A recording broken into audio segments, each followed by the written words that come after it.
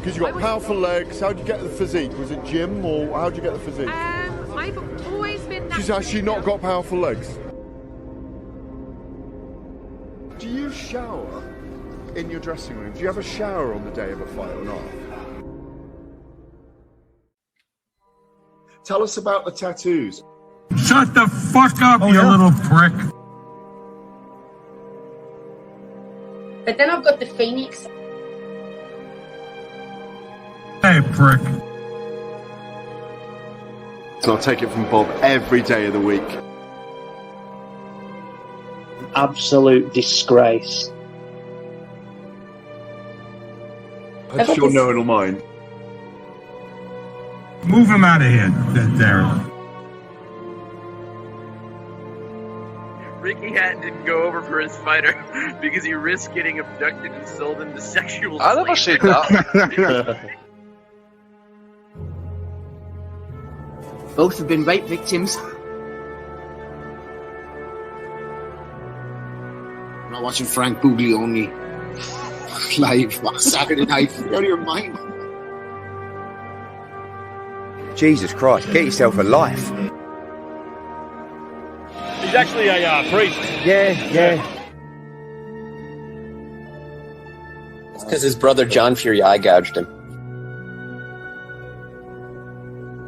What have I told you all this time? He's going to end up sucked out, fucked out, looking for a handout. Boxing nutters messenger group. I'm gonna be the king.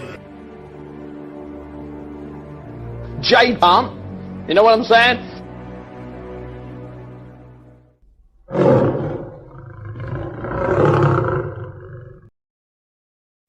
Well, hello everybody and welcome to the 566th edition of the Boxing Asylum Nuthouse podcast. I'm your host Steve Wellings and joining me on the call we have Matty Di Gialinardo and Andy Patterson going live on YouTube from 8 o'clock every Sunday evening. The ad-free Patreon RSS feed updates shortly after the show concludes. Hello to everyone listening through the week on YouTube, Apple Podcasts, Spotify and Sports Social. Don't forget to leave a review on the podcast player of your choice throughout the entire month of April, which is tomorrow. Nothing less than 5 stars is acceptable. Shout out to the chat. We're going to be talking a bit of Pulev later. Andy was watching that one. We got Zurdo Ramirez winning a title. Oscar Valdez. Matty was there in Arizona. Bit of Salita and Pro Box as well. Wardley versus Clarke is ongoing.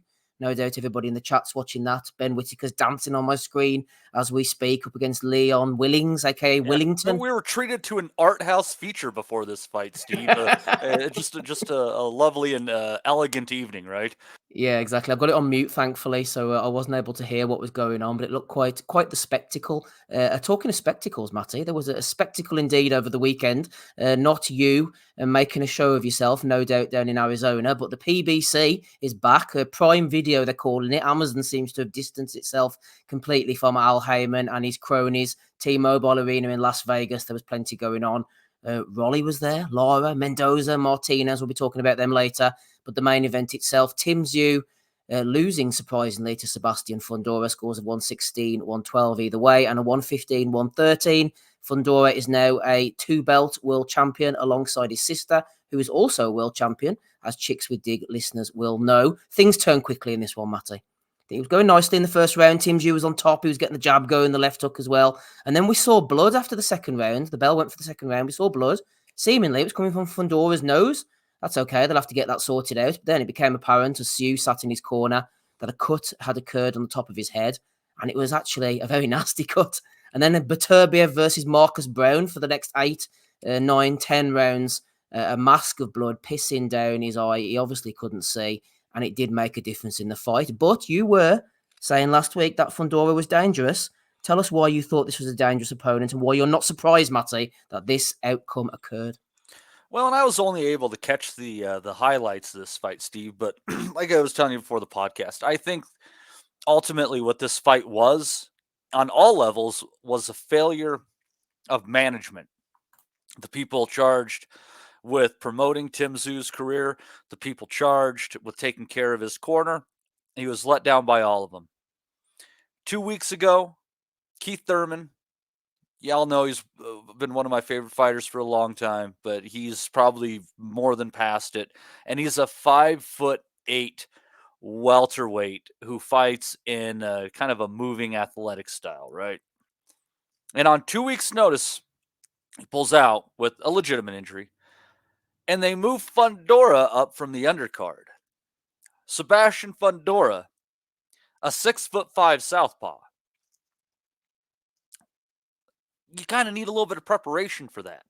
It's not easy to get sparring. And on top of that, you're probably going to have some rough sparring because you're going to have to look outside of your own weight class to find anything that you can compare to FUNDORA.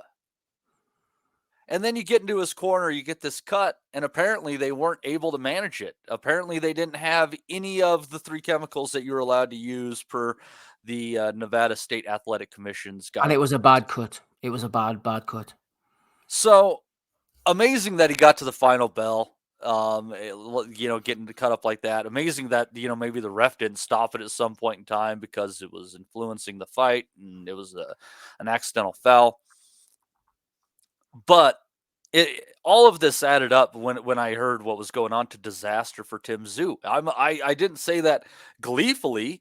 I like FUNDORA. I'm not a huge FUNDORA fan. I like ZU. I'm a quite a big TSZYU fan. His dad was a hell of a fighter. I like them both. But sometimes it's just written in the stars with this stuff, and it was just too strange of a change on too short a notice, and then the corner failed him as well. Yeah, they got him close. Apparently, it was a very close fight, but for me, it was easy pickings. It's a shame that I took FUNDORA when he was 3-1 instead of when he had widened out to almost 4-1. Andy, I get what Matty's saying there, and I agree. He was saying this last week, so it's not just hindsight being 2020 and everything. But I honestly believe, and correct me if I'm wrong, you might think differently. I think the whole situation literally hinged on the cut. I think the first round was an indication of the way the fight was going. I thought ZU was confident. He wouldn't have been talked out of taking this fight whatsoever, regardless of sparring, the size of FUNDORA, etc. I think he was fully confident. He had the game plan and was able to transition from Thurman to beat FUNDORA, no problem. That's what I think. I think the cut at the end of the second round was just the major factor. I think it changed everything. They couldn't with it whatsoever. There was blood pissing in his face. He couldn't see. And FUNDORA finally did something which Rob was calling for last week and other people have been calling for years now, for him to actually stand off and use his jab. I think the cut was the major influencer in this fight, and proof being that it was so close in the end, a split decision. If he'd have put it in and been able to have seen out the eye for another couple of rounds, he would have got away with his title. I think that all tells me that the cut was the absolute major influencing factor, nothing else. Yeah, I agree with both of you, but I also agree that the cut is the major change in trajectory factor of the fight. It really is. If you look at the first 2 rounds, I thought the way ZU was fighting was going to be how the fight was going to go. He was catching FUNDORA with a couple of straight right hands. Okay, he stood up to them, but it snapped the head back. I think he even broke his nose early doors, because obviously after the second round's finished, we're thinking the blood's coming for FUNDORA, but it's coming from both guys. Without doubt, if that cut is anywhere near running about the eyes, that fight gets called immediately. The amount of blood, Matty's right also, as well as the way they were handled, didn't seem to be right at all. It looked like they were just using adrenaline and petroleum jelly by the looks of it, because anytime they just stuck the KY on it, it was immediately running. As soon as he got back up to start fighting, as soon as he started moving about, it started to run immediately. The face gets all masked. Losing a lot of blood in that as well, that can have an effect on a fighter. But fair play to both guys. I mean, both are losing blood, both are taking the licks. It wasn't a dominant performance by either one, but I think with you, Steve, as well, is I think the cut, and we'll never know unless we get the rematch, but I think the cut is the changing fact that ZU was not dominant, or didn't become dominant in the fight, because it says he was having to wipe away the blood as we mentioned before, and then he's having to then reset his hand. He's getting caught with shots. He's having to kind of like blink through it. It's not easy, and then obviously to go through it for 10 rounds. It is a energy hard levels, Andy, losing all that blood, as you know yourself. Remember Josh Kelly against Alvanesian, man. Your gas tank's gonna deplete a lot quicker. Yep. absolutely. So That, I that think cut reminded me most of Valero against DeMarco. I mean, but Valero being the fucking animal he was, just went forward. But yeah, Baturbio Brown came to my mind, the Mask of Blood, and Baturbio obviously got fed up and Badu just Jack, remember him having a nasty Badu cut? Jack, that was a bad one as well. That Yeah. was a really bad one, right down the side of the side of the Yeah. nose. But Yeah. I want to give Fundora a wee bit of credit as well. I mean, look, Absolutely. he's come in at 2 weeks' notice himself. Same way ZURDO. You could Off say the back of a also, loss as well, yep, confidence. bad Yeah. knockout, Yeah. bad knockout. He was quite rightly the betting underdog. But he was training for Bahuchik, I mean, which you look at it, I mean, that's a far more similar change, going to ZUU. I mean, that's not as off as Thurman to Fundora. Still a long. I don't know in terms of height and that, but that Buchek's style he looks quite tall and lanky compared to ZUU, who looks more kind of like broader, but even kind of shorter. Yeah, a puncher that throws him over the top, though. Yeah. Bahochik reminded me a bit of Stanionis. He's not quite as hunched down, but he had that kind of bald head cupped around the hands kind of style. Yeah, but as I say, you got to give. So I want to give a bit of credit to Fundora. Says as Rob mentioned last week about keeping the jab. Once the cut happened, and he saw the blood, he was just simple keeping it on the jab, and then obviously just keeping it really smart, really just keeping it on the outside for the whole fight. I was seeing there was a rematch clause there somewhere. Don't know if the politics are going to get involved. I see the WBO have come out here recently, the last 7 hours or so, to say that they're no mandating the Spence fight against Fundora. They're saying that it's got to be Crawford against. So we'll wait and see if the politics going to play its hand here. But unless he fights ZUU next, I think whoever Fundora probably fights next, like even I don't even if Spence at this point would even. I don't want to say too much about Spence at this point, because I just don't know what he's got left. But Fundora, I don't suspect it'll be a long reign. I don't think. Reeks of a rematch, surely, Andy, doesn't it? That's what before they brought little fat owl into the ring. I was thinking, surely they're gonna have to do this again. It's supposed to be Crawford. He was instated as the mandatory. I mean, it's well, obviously as well as it's got to be a rematch, surely. There's no other solution to it. There isn't. I mean, you've got a guy here who has got a rematch clause, who legitimately can say, "Listen, I've fought with a handicap the entire fight, practically. So give me a rematch. Because I gave you the opportunity in 2 weeks' notice, as well. So here's a chance. Give me one. Give me my chance back. So I don't know. Just wait and see. But Big Al, what Big Al will be like. It's all business. Oh, well, whatever happens, Andy, it'll not be for another 15, 16 months, probably, anyway. And there's Spence as well. There's Spence as well. He's saving money. He's partly left Derek James. That's right, yeah. I don't think they handle the aftermath very well, Andy. I know they were interviewing the losers first, which was a bit strange. They're trying something a bit different. So they interviewed TSZYU first. He was the loser.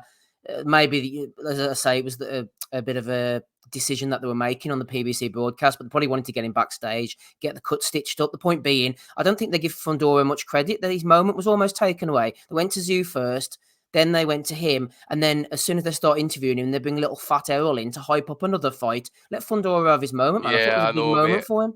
I know, this is what I was saying as well about who was it that I was kind of like hoping would win last night to kind of give the kind of newer faces. I mean, Spence has had his turn in that as well, as you know, but it's all about opportunity, and that's what it is.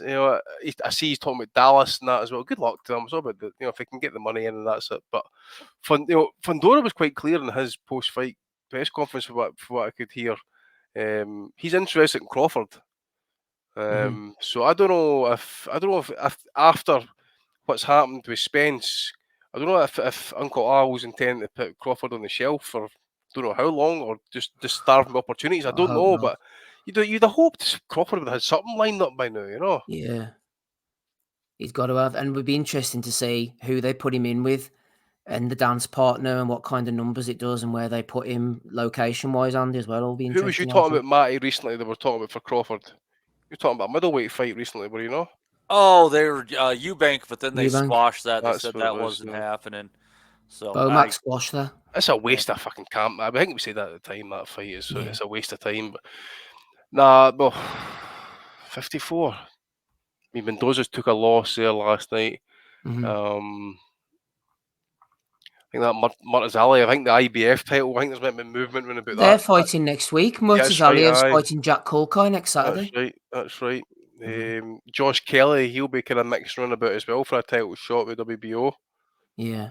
They need to get the big fighters in against each other, though. With the greatest of respect to these Murtazaliyevs, Kulkais, and Josh Kellys, nobody gives a shit about them. We want to see Crawford, ZUZYU, FUNDORA, even Fat Errol, all mixing with each other. None of these other idiots. But what's really gonna get Crawford in the ring here? Apart from, like, obviously, you know, I don't think Spence is really going to be interested in the rematch, right? And obviously Crawford at this point is going to be about dollars rather than titles. Set up for ZUZYU, wasn't it, to win, really? So that's why I wonder whether they'll put them two in against ZUZYU and FUNDORA. But then the fact they bought Errol in, that's a classic PBC looking after their own, isn't it? This is that. And he should retire, man. He can barely string a fucking sentence together. Mate, I think we said at the time after the car accident, you know, the body doesn't forget that type of punishment. And we saw him after the fight, you know, he could hardly talk properly and that. A wee bit like Rolly was like after his fight last night. I couldn't put a sentence together. We'll come into that next. Don't worry, yeah, Andy. don't worry Well, I'll tell you what. We can go to that right now. Actually, yeah, old Rolly. Let me. I was going to save this for Belly of the Week, but it's just too good. I know you were referring to it earlier, Andy. A little Easter message from Rolly. Let me see if I can just line it up now. He wasn't in the best physical shape. That's the best time to interview them, mentally or physically. Here we go. I want to tell everybody, just thank you for coming out, and honestly, happy Easter, everybody. You guys, it's like Jesus was resurrected. I'll be back.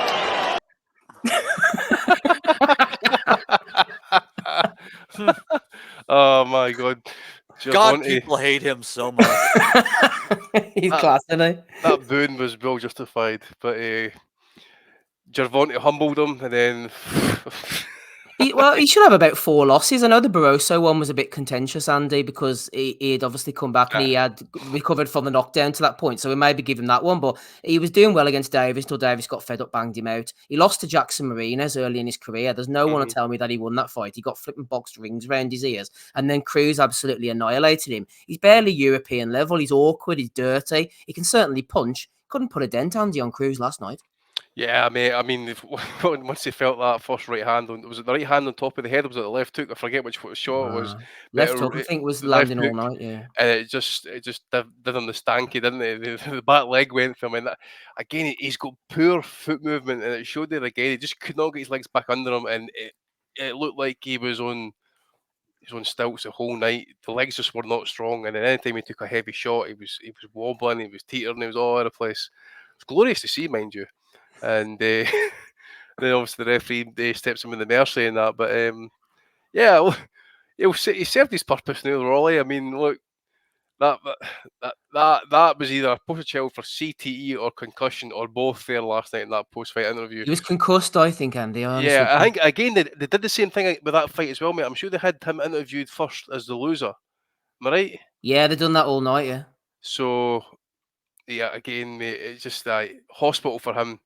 Pick up his check, and we'll see him again in about 12 months' time once he's ready to play the bad guy again. But aye, it was a really good to see. Like, he's had so many opportunities. He could not get out the way of the left hook. As I said, he kept grabbing the guy's head, Cruz's head, pulling him down. Last week, I gave him a bit of a chance just because I thought the irony of boxing, it'd be just like Rolly to catch him. He is a big puncher, if nothing else. He'll catch Cruz coming in. But Cruz absolutely dominated, Andy. And let this be the last we've seen of him at this level. He's talked his way into these big fights. He hasn't got the skills to deserve these opportunities, I don't think, anymore. Well, again, I try to remember how the Davis fight came about again. Was it just simple banter, or was it previous? He was bantering with Davis. Then it was meant to be made for the December, I think, wasn't it? And then he got accused of being a rapist. He got accused of being a sexual deviant, which wasn't true, I might add. Cruz jumped in his place, didn't he then? That Davis beat Cruz at short notice, hurt his hand. Then he fought Rolly maybe the following May or something. I can't remember the exact time. I think it's with Cruz as well. That's his first fight up at 140 as well. And the way he went about it, you know, as you say, he never felt any. Well, there were a couple of shots landed, but he ate them. A couple of those uppercuts that Rolly throws never buzzed him. And one thing I had noted in that about Cruz last night was just his focus. He was just primed on the target. He was on focus, and Rolly had no answers for him. Yeah, he was all business. Matty, I know you didn't get a chance to see too much of this, but as I said before, He loves the grabs, the elbows, pulling the head down. He's just doing everything he could to stay in the fight. He just looked like a second-class citizen. He can definitely punch. There was a bit of marking up on Cruz's face at the end, but the power of Cruz, the strength, and Rolly's the man. It's his wheelhouse at 140. Cruz was the one moved up. What are they going to do with Cruz next, do you think? He's going to have to become some kind of headline attraction. He's a champion. Will he even stay at 140? Will he just go to the highest bidder? What are the PBC going to do with him?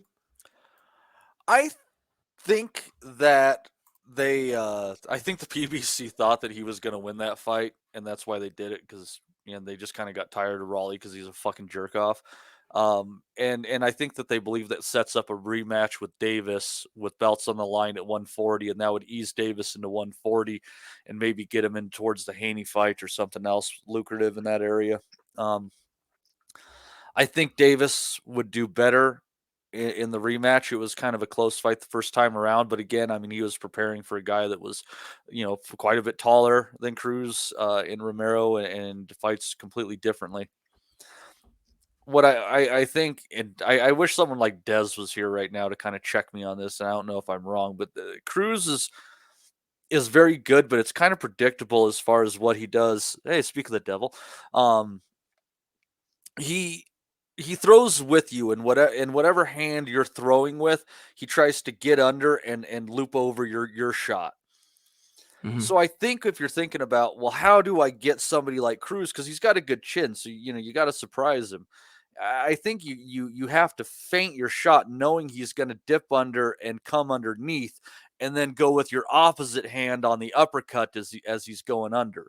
I think that's how you got to manage it. And if I'm Davis, I think he is going to he'll go back, they'll look at the tape, and I think he'll employ something like that. But it's Cruz is he's good at what he does, but dare I say, even with that, it is kind of predictable if you're looking at it. There's a pattern to what he does. Des has made a comment. He says, Rolly's feet are awful. He lacks ring IQ. He's done well to get this far. He shouldn't have got past Barroso. I agree with that. He's a wrestler. Except the word ring isn't needed in that sense. Yeah, exactly. He's a wrestler by trade. He's done well for himself for his limited ability, but the likes of the PBC have sort of indulged him, haven't they, really? I'm accidentally recording something on my phone. I don't know how I've done that, but we'll go and have a look shortly. Paul Rafter, he says, Whittaker has proved what a dislikable bellend he is. Street dancing, Bellew of the Week, ring walk, bellend. What's happened there? And is he still fighting? Or he's still fighting. 8th round, about a minute and a half to go online now. Yeah, Willington is pushing him all the way. Whittaker, a bit of a feather duster man tonight. Isn't that the tough thing when you're bringing offense, but you're not necessarily a volume fighter? So your opponent isn't necessarily going to engage enough for you to find all the shots. I mean, that's the problem with a guy like Whittaker is he's going to put you on the defensive so much, and they're going to be in defensive mode. I see Whittaker. This guy Whittaker's fighting is actually the Central Area champion at light heavyweight. Mm-hmm. So he's not too bad. He's done okay for himself. He's decent level. So, but Whittaker's put himself on a pedestal, hasn't he, Andy? That's all I'm saying. Well, yeah, I know, mate. That's all we're saying. Yeah, you know what I'm saying. If he's gone 8 rounds at Central Area level, after all his bullshit, you got to back it up exactly. Yeah, going in on Andy Clark, surgeon, mate. He's going to be the surgeon in there. Kaiser Cobra said, did everyone have Cruz winning a shutout or maybe give Wally there you go, Freudian slip, but Rolly 1 round. I wasn't scoring it, to be honest, but Cruz, as I said last week, his defense is a little bit better than people give him credit for. What else have we got on that card? Erislandy Lara, Andy, returning at 41, 42, something like that. Going to Zarafa. Zarafa waited 2 years for this world title shot. Are you going to be there in 2 years' time, Andy, to support him for his next shot? Fucking no chance, mate. I'll be there for his retirement party to support him for that one if he's interested, mate. Other than that, no me. I think it was Rob says that. We've been waiting 41 years for this Erislandy Lara to turn up, mate, and he finally appeared. He's icing people left, right, and centre these days after how many years ago in the distance? Yeah, he can't run anymore, can he? Because his legs are gone. Aye, true. So but it was a couple of heavy shots that put Zarafa down, really, mate. There's not really much else we can say. He's got himself back into, in all intents and purposes, class himself now as a world champion again at middleweight. I don't know what fringe belt it is. Is that a fringe belt he's got, or is it a secondary tier title? I'm not sure. He's the WBA middleweight champion as far as I know, but I mean, he could be one of many. Yeah, of course, we're talking about Danny Garcia as well, eh? So that'll be another Yeah. one. They'll be queuing up for that one next on PBC pay-per-view, eh? We'll have That was supposed to Danny happen in Garcia. August, Yep, wasn't it? That, yeah. Yep. So that's what will be happening in whenever, 6 months' time. I don't know what they're going to do with him, Matty. Jamal Charlo's hanging around. Alim Hanalulu, our friend, he's got the WBO and then he unified, didn't he, with that fella to win the IBF. So he's hanging around. Carlos Adames is PBC. Elijah Garcia, I think he could be one of the future stars of the division. Was supposed to fight Tyrone Davis last night, ended up getting sick and wasn't able to fulfill that. Lara, according to BoxRec, is behind Liam Smith and Chris Eubank Jr. on the middleweight rankings, Matty. So that's some fall from grace for him, but he can still punch. He puts the shots together well, just not quite as mobile as he once was. But against guys like Zarafa, Matty, he's always going to get the win, you would imagine. Well, I think my failure to, as I look at him like, God, that inactivity and the age, et cetera, it's got to catch up. But, much like Hopkins as he was getting older, you think about, someone just coming in, throwing punches, big man in him. I thought Tavoris Cloud would have been able to do that to Hopkins. But what they do is just so economical, right? And that's why it's so hard to do it. They've learned to not waste movement. They've learned to pick their spots. And Lara has the one thing that Hopkins never had, and that was just a real laser shot in that left hand he's got. So it would be nice if they'd get him out again this year, or at least within a calendar year, for the love of God. But it's pretty tremendous what he's doing at this age, and it's gonna take someone obviously more than the Zarafas of the world to knock him off of his stoop. That Danny Garcia fight, I still think it's stupid, but maybe they're gonna pursue that again. But Lara, he's got a few years left, they need to kind of keep him active, and he just might impress us, but with what he does in this the final stages of his career, because he's still got a great left hand, and like I said, he's kind of hard to wear down because he doesn't really waste his movement, waste his shots. If you get in the right dance partner, Matty, he can be an exciting fight. I mean, his draw with Brian Castano was an underrated, really good fight. And then obviously his clash with Jarrett Hurd came down, I think, on the points to Hurd knocking him down in the last round. Those were two wildly exciting fights. They were. They absolutely were. And, and both of those guys are volume pressure guys. Hurd obviously had a very short shelf life with what he was doing. But yeah, so I don't know. We'll see. Again, I don't know that Danny Garcia is the guy, and I just kind of think it's stupid to give Danny Garcia a middleweight title shot, but that's another discussion. Yeah, they seem desperate to do that. Kaiser Kobe says the commentary said Zarafa was dedicated the performance to his sister battling cancer in the first round. She was at ringside, Michelle, and she was waving away. And then by the second round, unfortunately, it wasn't so happy for her as her brother got knocked out. Yeah, back to pole dancing. He's into the stripping scene, is Zarafa. No judgment here. Beatbot Boop is talking about Ben Whittaker. He says Whittaker will get found out by Opataya. No doubt he will. I'm sure a lot of people will get found out by Opataya, to be honest with you.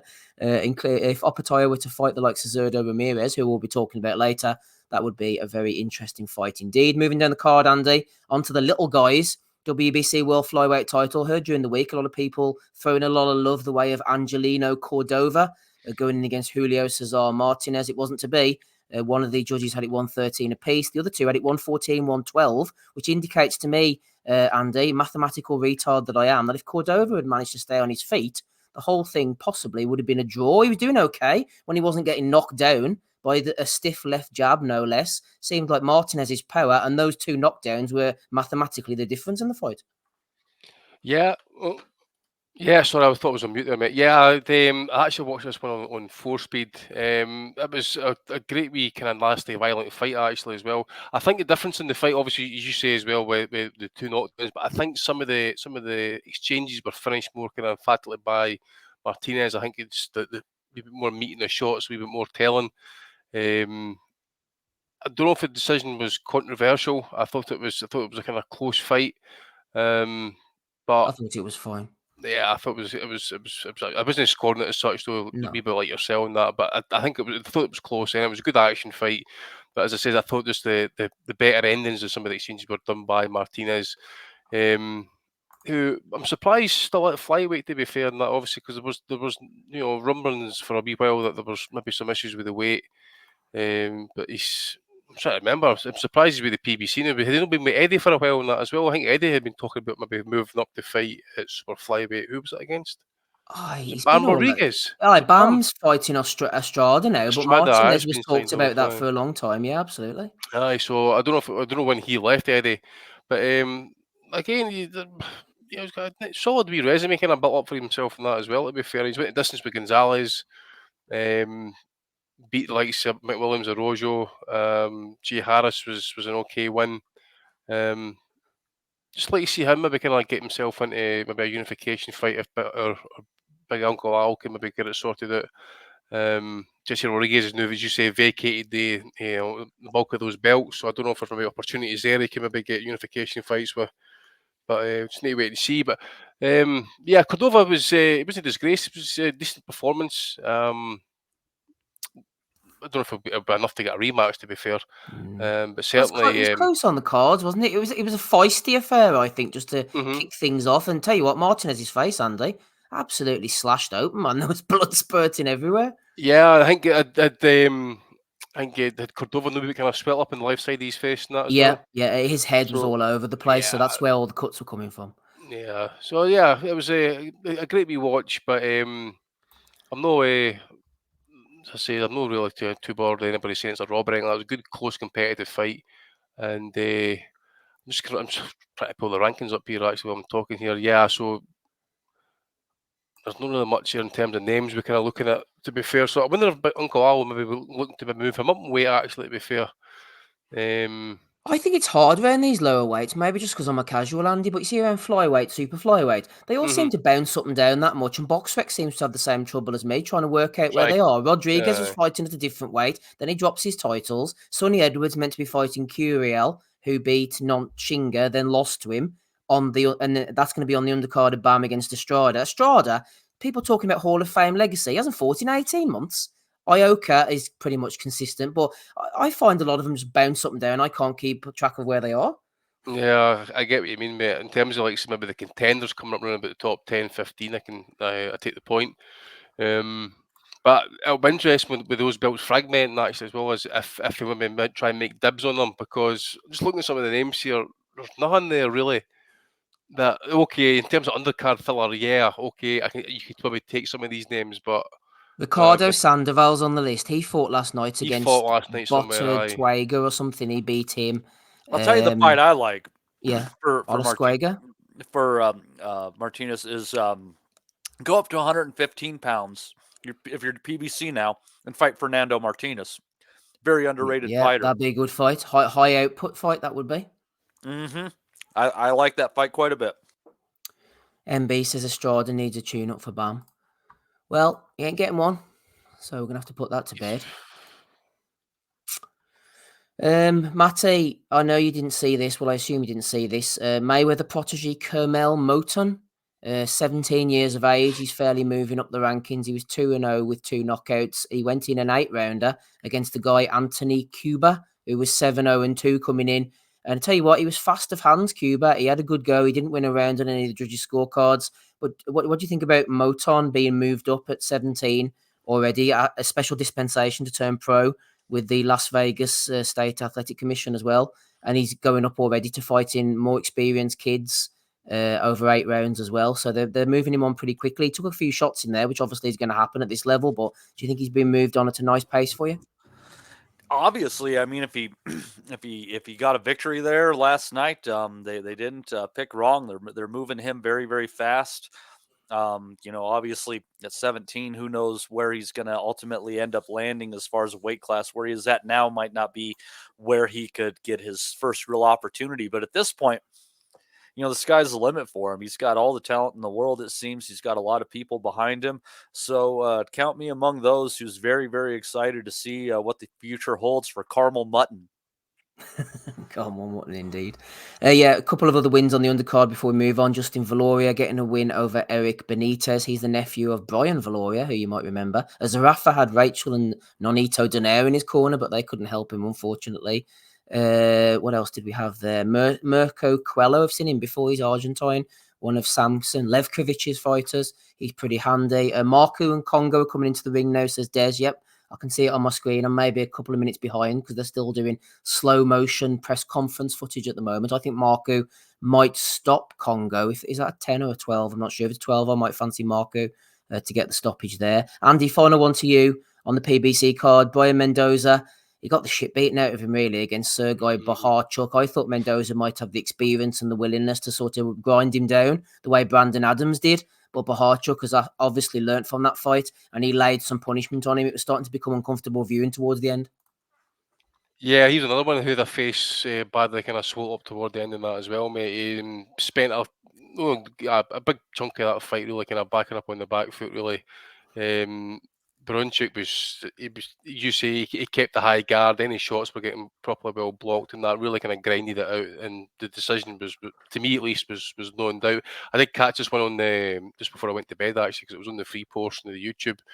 I think Mendoza, he landed a couple of decent left hooks in the kind of like midway half of the fight, but other than that, I think Brunchuk was pretty consistent, to be fair, and that just pushed him back, hooks and body, that type of thing, just kept grinding away, moving forward and that, and ultimately was deserving. It was a 118 type, I think it was a 118, 110 scorecard. Yeah, I thought that was about right, yeah. Yeah, 170, 111, I think, as well, was in there as well. And to say, I think Mendoza had a bad jaw on that as well, but he took some shots. But I think you said it's last week, Steve, because I think I'd maybe picked Mendoza actually to win last week.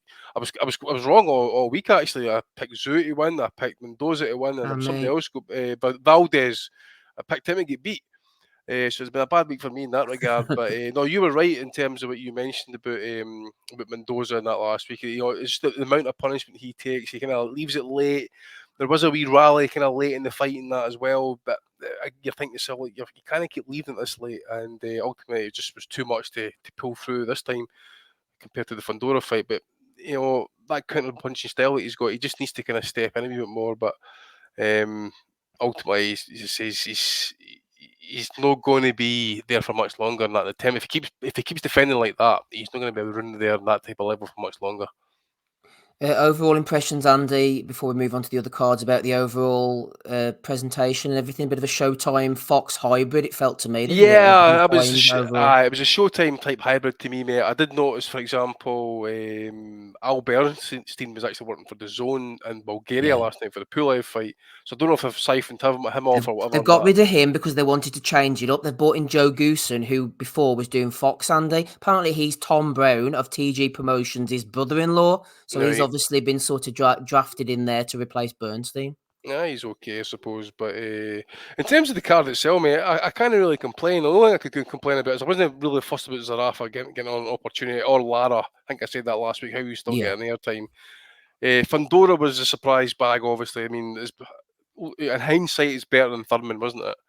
I think we can basically agree on that. And Isaac Cruz humbling Rolly Romero's worth. Fights were exciting, Andy, man. I think that most of them were good fights, you know. Martinez against Cordova was competitive. Kind of asked for more than that. One competitive fights. You kind of have 80-20 type world title fights.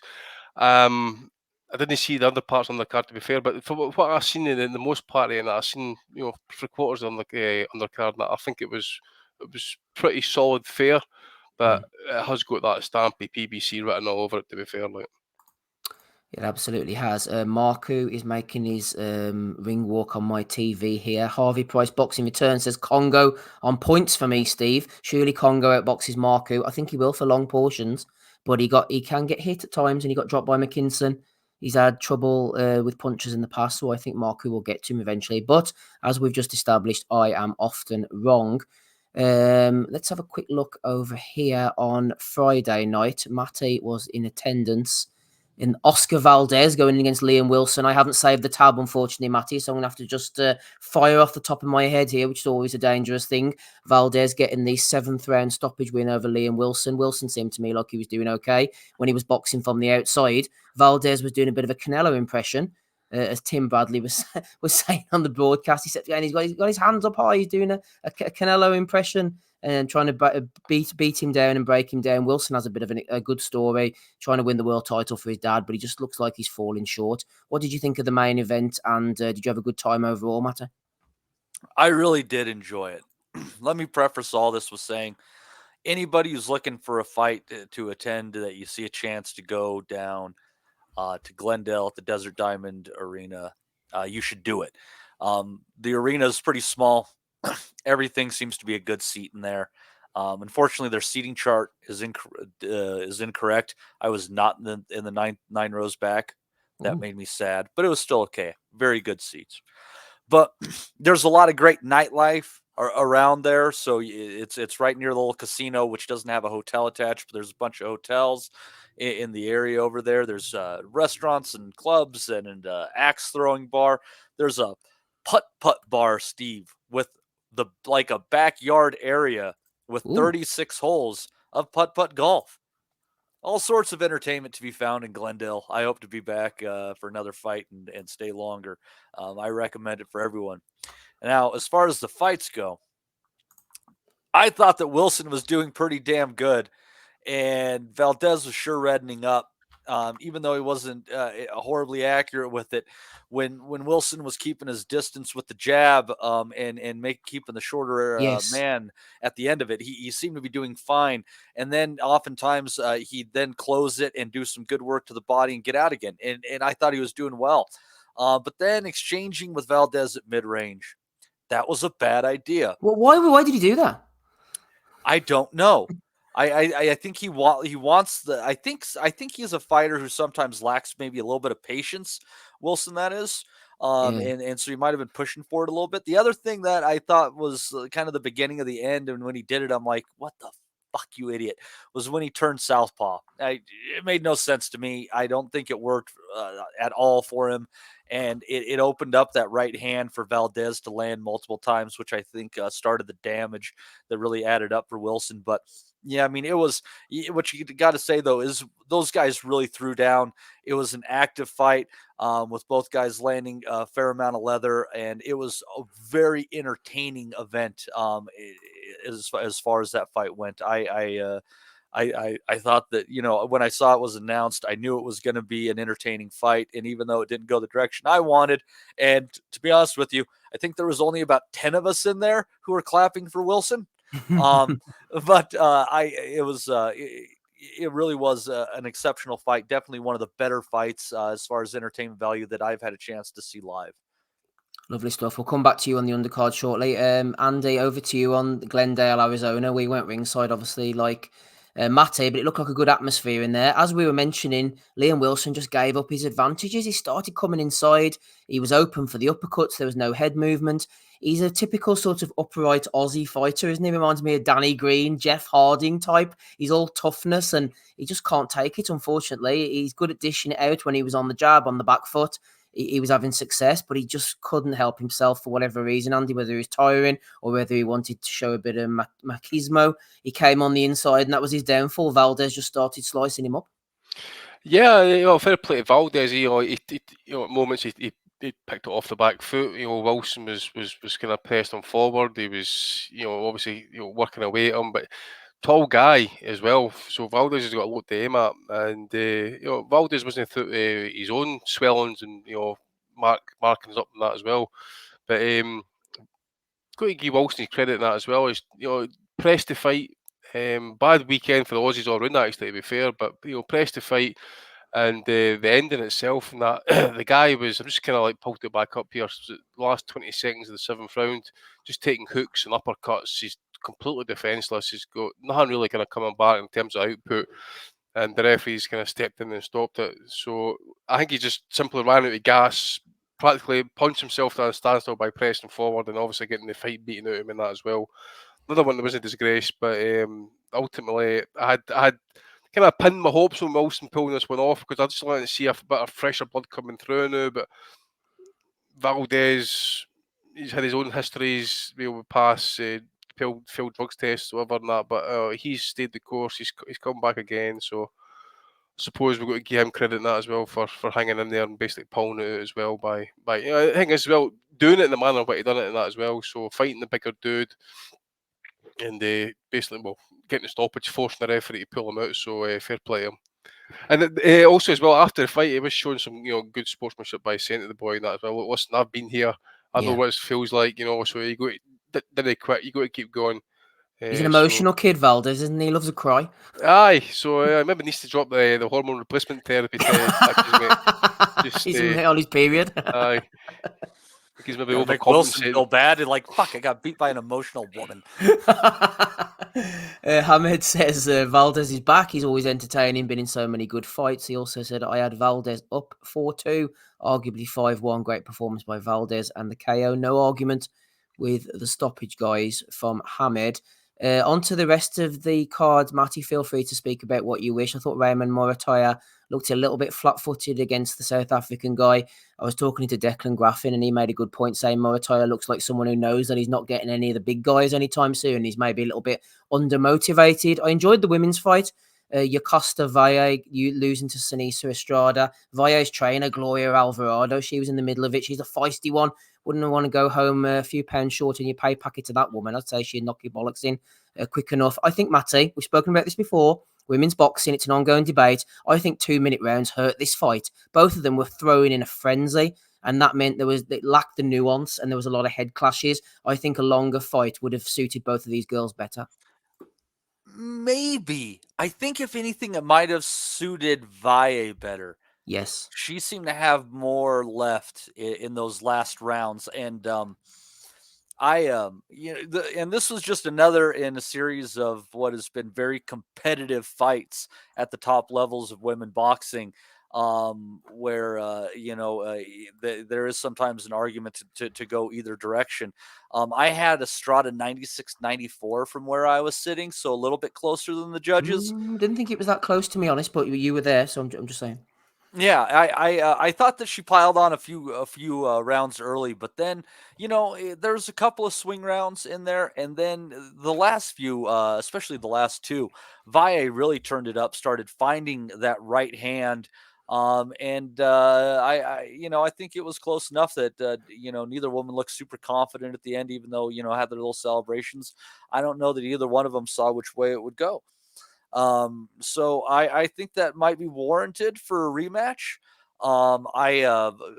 It'd be interesting to see what changes might be done there. Maybe Sinisa slows it down just a little bit. I thought the best that she was doing was she did well from both stances, and from both stances she was doing well, just stepping around with a nice little hook when Valle came in, and then sometimes catching her with the straight behind it, and I thought that's when she was looking her best, was controlling it with her feet. For me, the difference in the fight, skill for skill. I mean, these gals are probably very, very even, but I thought that Estrada just nipped it in the athleticism category. But again, if you contest this over 3 rounds or even a couple more rounds at 12-2, I don't know, because Valle held up longer. I think she definitely has more in the endurance category. I would be totally up for seeing it again. One of the main reasons I traveled down there was to see this fight, because I thought that it would be highly entertaining and very competitive, and it was both. And big hats off though to Gloria Alvarado. I ran into her outside of the restaurant when we got done eating after the fight, and said I thought it was a very close fight. Big fan. Best luck. I'm not one of those people that goes in kissing ass and trying to make friends with everybody and shit. But yeah. And then and she was also in the corner for Alan Garcia earlier in the night, who picked up a second round stoppage. He's a nicely developing prospect as well. I ran into one of the guys on his training team, his brother Henry, staying in the same hotel I was right across the way. And now he's going to be going down to do some work in the Canelo camp. So, best of luck to Alvarado and the Garcia family on that one. I'm really excited about Alon as a prospect. He's a fantastic fighter. And as far as Murataya goes, I would say he did look a little bit not as much pep in his step. I guess you kind of hinted on maybe unmotivated, possibly.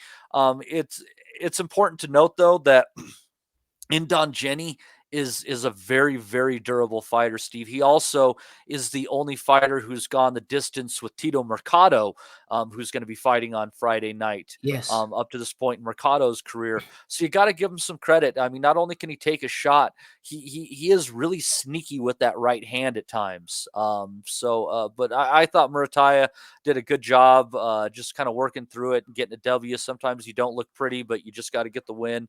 And we'll see where he goes next. I'm not going to dismiss him and say that the shine's off of him, because again, a really sturdy opponent, very experienced. So it's they might not be taking a big jump after that one, but I think they can still feel confident that this is a developing fighter moving in the right direction. Just before we go on to Andy and move on, Matty, I'm sure the chat will be delighted for this, but just going back to the women briefly, Estrada turned pro in 2011. I know she had a beef with Golden Boy and she had to get away from that, fought Esparza. We've seen the likes of the Groat, Savannah Marshall, McCaskill, girls at higher weights, Katie Taylor, unifying divisions, becoming undisputed. Sure, Serrano's done it about 6 or 7 divisions, going up and down, no problem.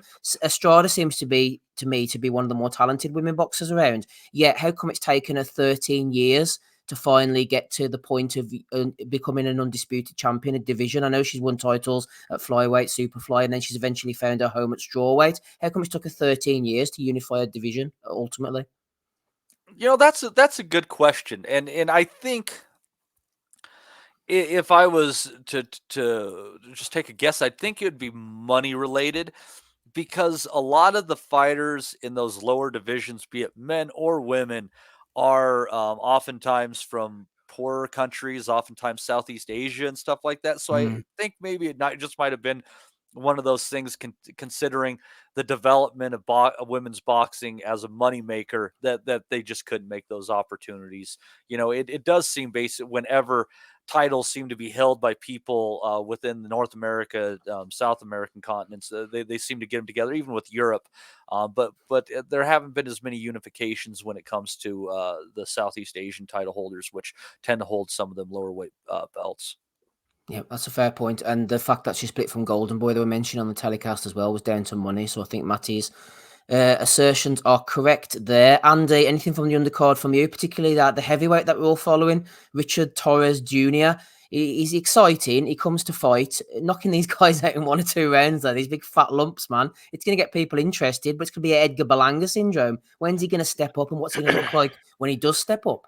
Yeah, hopefully someone could ask Uncle Bob that very question, mate. I was actually thinking about this during the week. Well, when I was watching the fight. This was Friday night, I think it was. Yeah, Yep. it was. What is, maybe Matt is wanting to ask, what is the route now for any up-and-coming fighter, regardless of weight division, in terms of titles?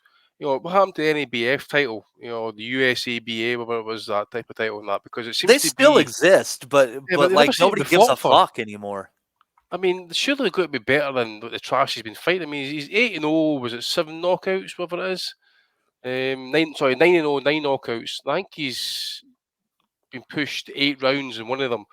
Wasn't Curtis Harper took him almost the distance in the last fight? Was it? No, well, I think so, but we don't know, mate, until we moves up in class. But again, we're going to be saying this. I don't know how long we'll see the next opponent with another 41-year-old, 280-pound heavyweight that nobody's ever heard of, and we'll get demolished in 1 or 2 rounds or whatever. And that. Maybe the other occasion will get extended. But in terms of undercard, I like to look at that Art Barrera.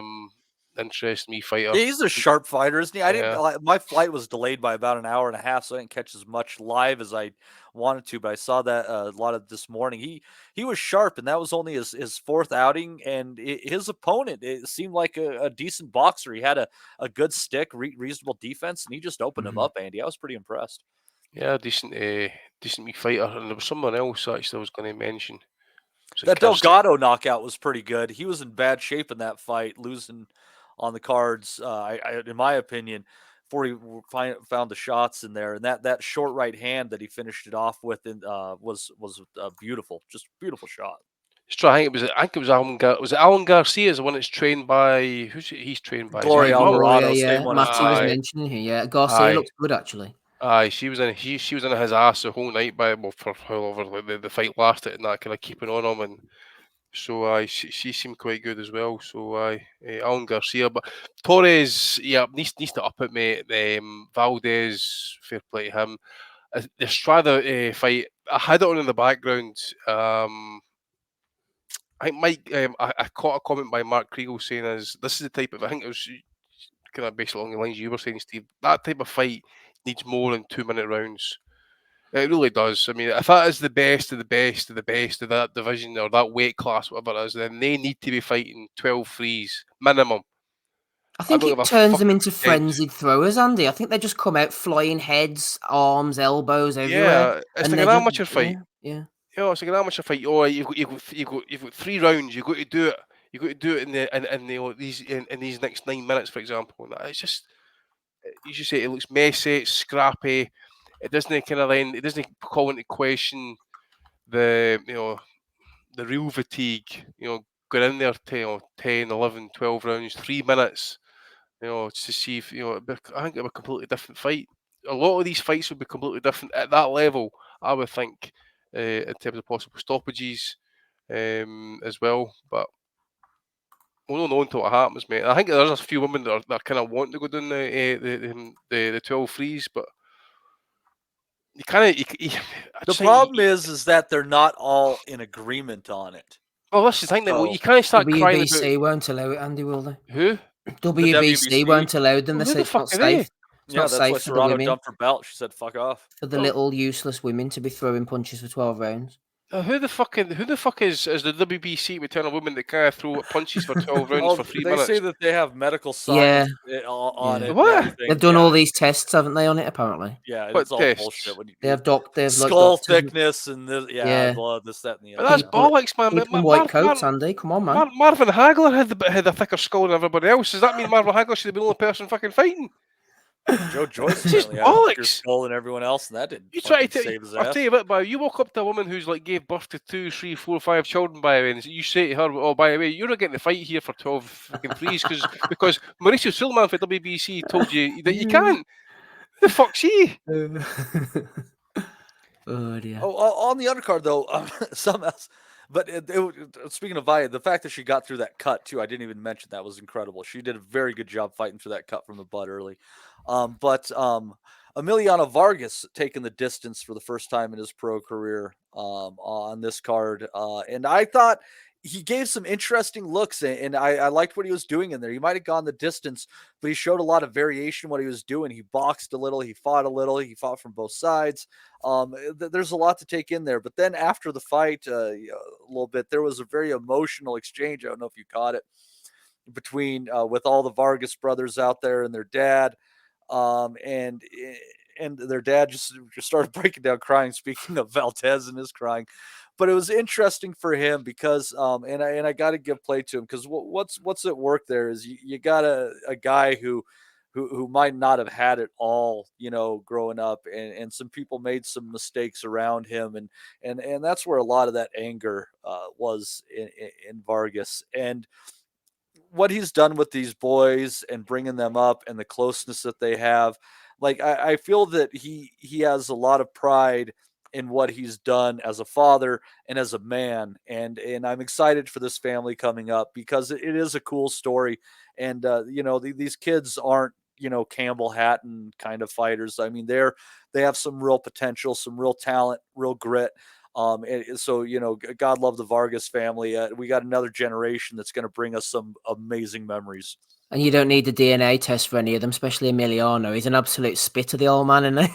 Ain't that the damn truth? Ain't that the damn truth? Hopefully his career goes a little bit longer, because for Vargas, he only fought pro for about 10 years. Yeah, I loved him. I thought he was brilliant. But he fought everybody, didn't he? And he didn't win them all, but he fought them all. Yeah, that fight with Trinidad was fucking vicious. The fight with Oscar was fun until Oscar was able to gain hold and finish it off. Yeah, even the Mayorga fight was a blast. He didn't win that one. I don't remember it being all that close, but even the shit talking in the run up was great. Like the guy was a credit to boxing. He's one of those people that brought eyes onto the sport, and it was good value inside and outside of the ring, which is the best combination. Yeah, go and look up Fernando Vargas. I know we're at the age now where listeners don't remember these fighters, but He was like 22, 23 when he fought Trinidad, and he'd already beat Ronald Winky Wright, Corte, Raul Marquez, Yuri Boy Campas, Ross Thompson. I'm probably forgetting some here. Like, I mean, he was. I thought he was brilliant. Yeah, and that's probably why he had, you know, a 10-year career, because he was in exactly. so many wars. Like you look through his resume, like what easy touches exist on there. You know, it was just battle after battle. So, but yeah, total badass, and that was a great time in boxing. 147 and 154 pounds from like 97 to 2005. That was some seriously good boxing. Yeah, MB says, talking about the women again, it's not safe, but it's fine for a guy juiced to the gills punching you in the head. Good point from MB there. Chuck Crew says the Winky win was controversial. It was a close fight, actually. It was a close fight. Ryan Deal has thrown in 10 New Zealand dollars. Not sure how much that's worth, but we thank you for it. Tank begging the judge for a 5 stretch to avoid the beating Pitbull. Give him Bivol to do the same to Beetle Beef. Then Gassiev to pick up a vacant WBA regular next year to fulfill the prophecy. Ryan Deal has spoken there. He's thrown his money in as well. Thank you very much. Ryan is in the chat alongside all the other boys listening to episode 566 of the Boxing Asylum Nuthouse podcast. Matty's here. Andy's here as well with me. Steve, maybe Rob will jump on at some point. Marku against Congo is in round 5 for me. Des says Marku isn't a big puncher, more a thunder. Chris would stand with him for a bit, stop jumping out of range. That can look a bit like you're being knocked about. Congo in the driving seat so far. I agree with you, Des. I picked Marku by stoppage, more to do with Congo's deficiencies. I think if it's boxer for boxer, confidence, Congo should be outboxing this guy like he is at the moment. Get on the jab, stand back, don't let him come into range so easily. But I think that Congo will fold. But at the moment, we're halfway through the fight, and he's doing okay as he ships a left hook as I speak. Anyway, let's move on to the rest of the stuff from the weekend and then on to next week's action. I was in Belfast last night. Nothing on the undercard really to speak about.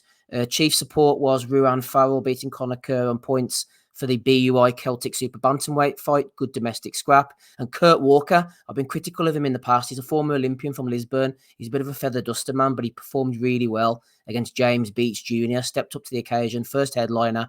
They retired Beach after 7 rounds. Walker was really accurate. Excellent footwork. Good head movement as well. He couldn't punch, but his accuracy was there. And Beach took a beating, really. So, fair. Yeah, the Celtic title fight was brilliant, says MB. The atmosphere was really good in the Ulster Hall.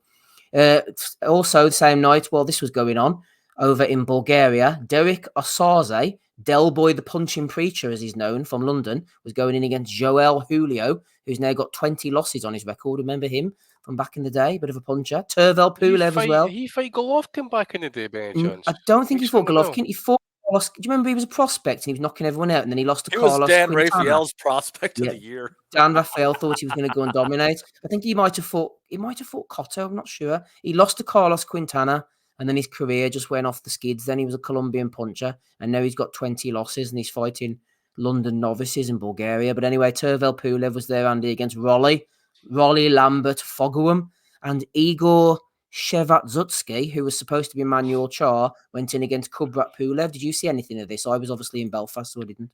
Yeah, the old trusty VPN came into good handiness there last night, mate. Free air on Bulgarian TV, so your man here decided to watch that instead of the show that you were at. I missed the brothers fight, but as I says to you before we started, that Kubrat Pulev fight was shit. I mean, the guy that he was fighting, the Ukrainian, remember Bakoli smashed him up in about 2 or 3 rounds. I mean, bludgeoned him. And Pulev laboured there last night. Obviously, again, he's another one who's had a change of opponent late notice. Manichar appears after the fight with the arm in a some sort of kind of brace or whatever it was. Getting booed by the crowd, apologising. He needs to pack it in, man. Oh, fuck knows. I think he's been meant to defend that WBA title for God knows how long. More times in that, but Fraser Quendo's been meant to be challenging for it, you know.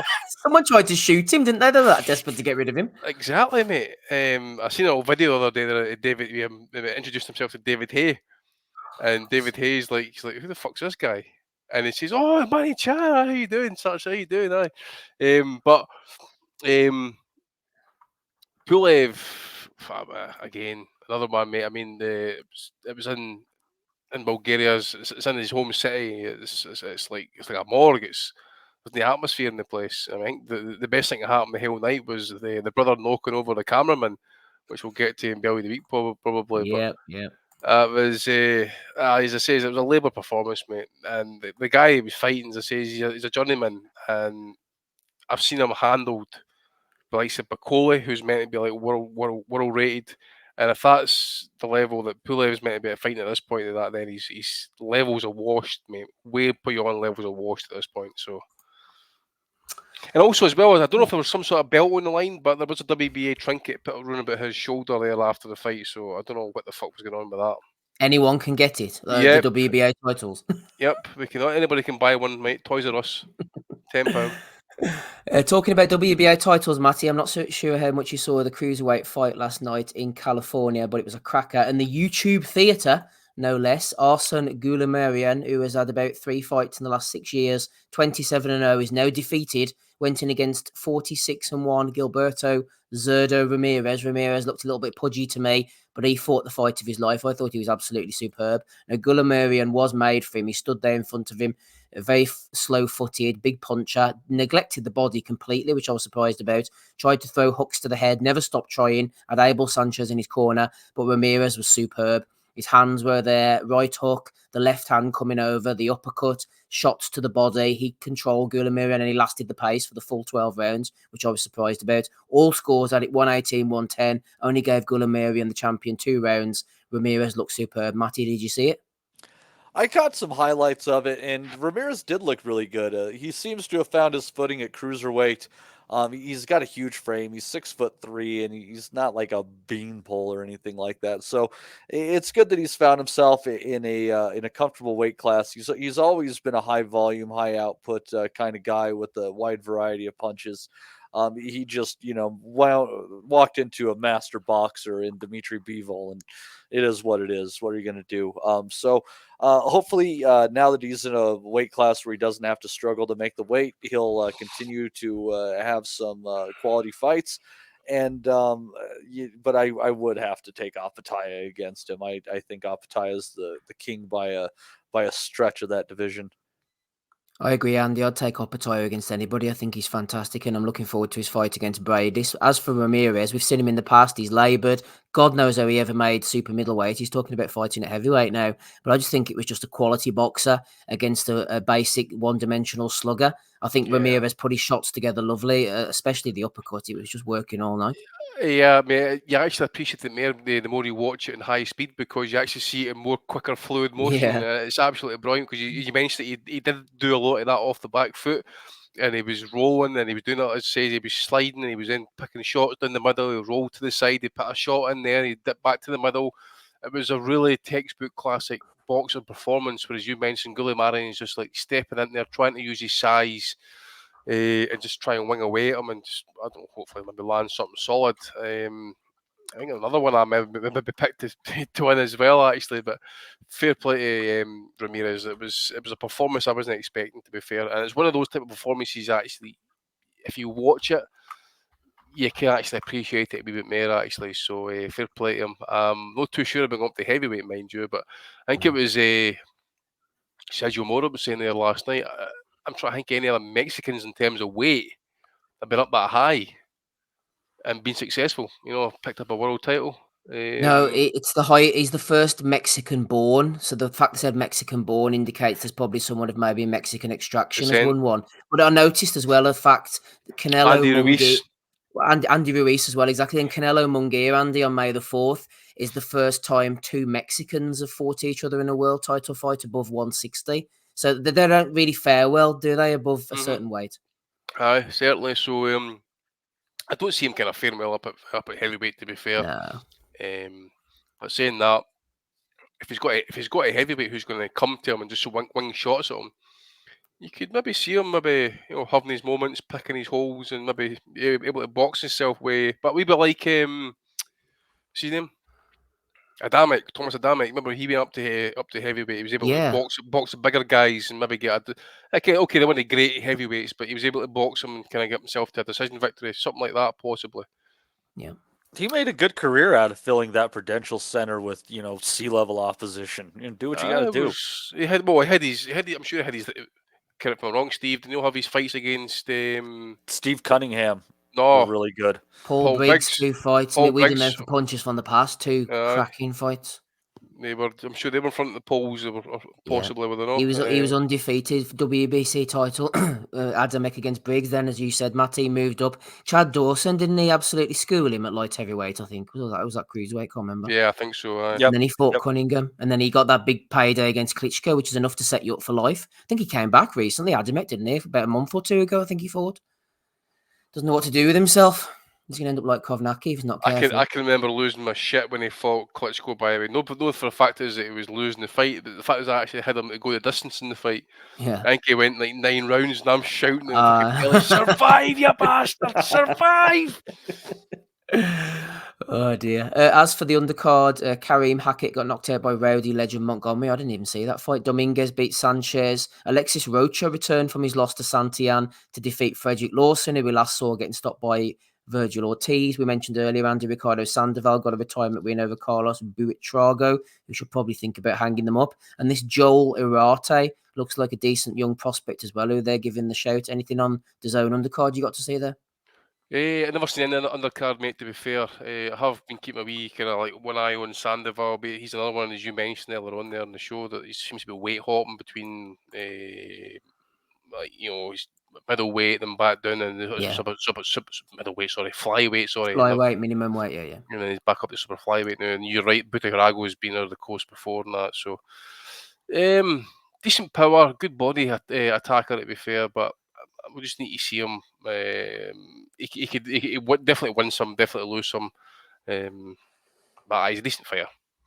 Never seen anything else on the undercard. No problem. You didn't miss too much. Wednesday night, Matty, Pro Box Event Center. We love this kind of action. Omar Juarez getting a win over Clarence Booth. Starling Castillo, him and Suero had the fight before. He's bounced back since then. Got a split decision win over Jesus Saracho. Some of the boys were saying that Saracho might have done enough, but one of the judges had it only 1 round to Saracho. I was only watching it on fast speed. The main one I was paying attention to was Joseph Blessed Hands Adorno. If only he would let those blessed hands go a little bit more. In against Nicholas Walters, the 38-year-old Axeman, last seen by us. I know he's had a couple of comeback fights recently, but last seen 10 years ago, getting completely demoralized and quitting against Lomachenko. Here he is on another run at lightweight or just above. I'm not really sure how he It's going to be a lightweight, yeah. How he made those, the featherweight, super featherweight or featherweight or whatever he was at, but he got the win. I thought he was well worthy of it.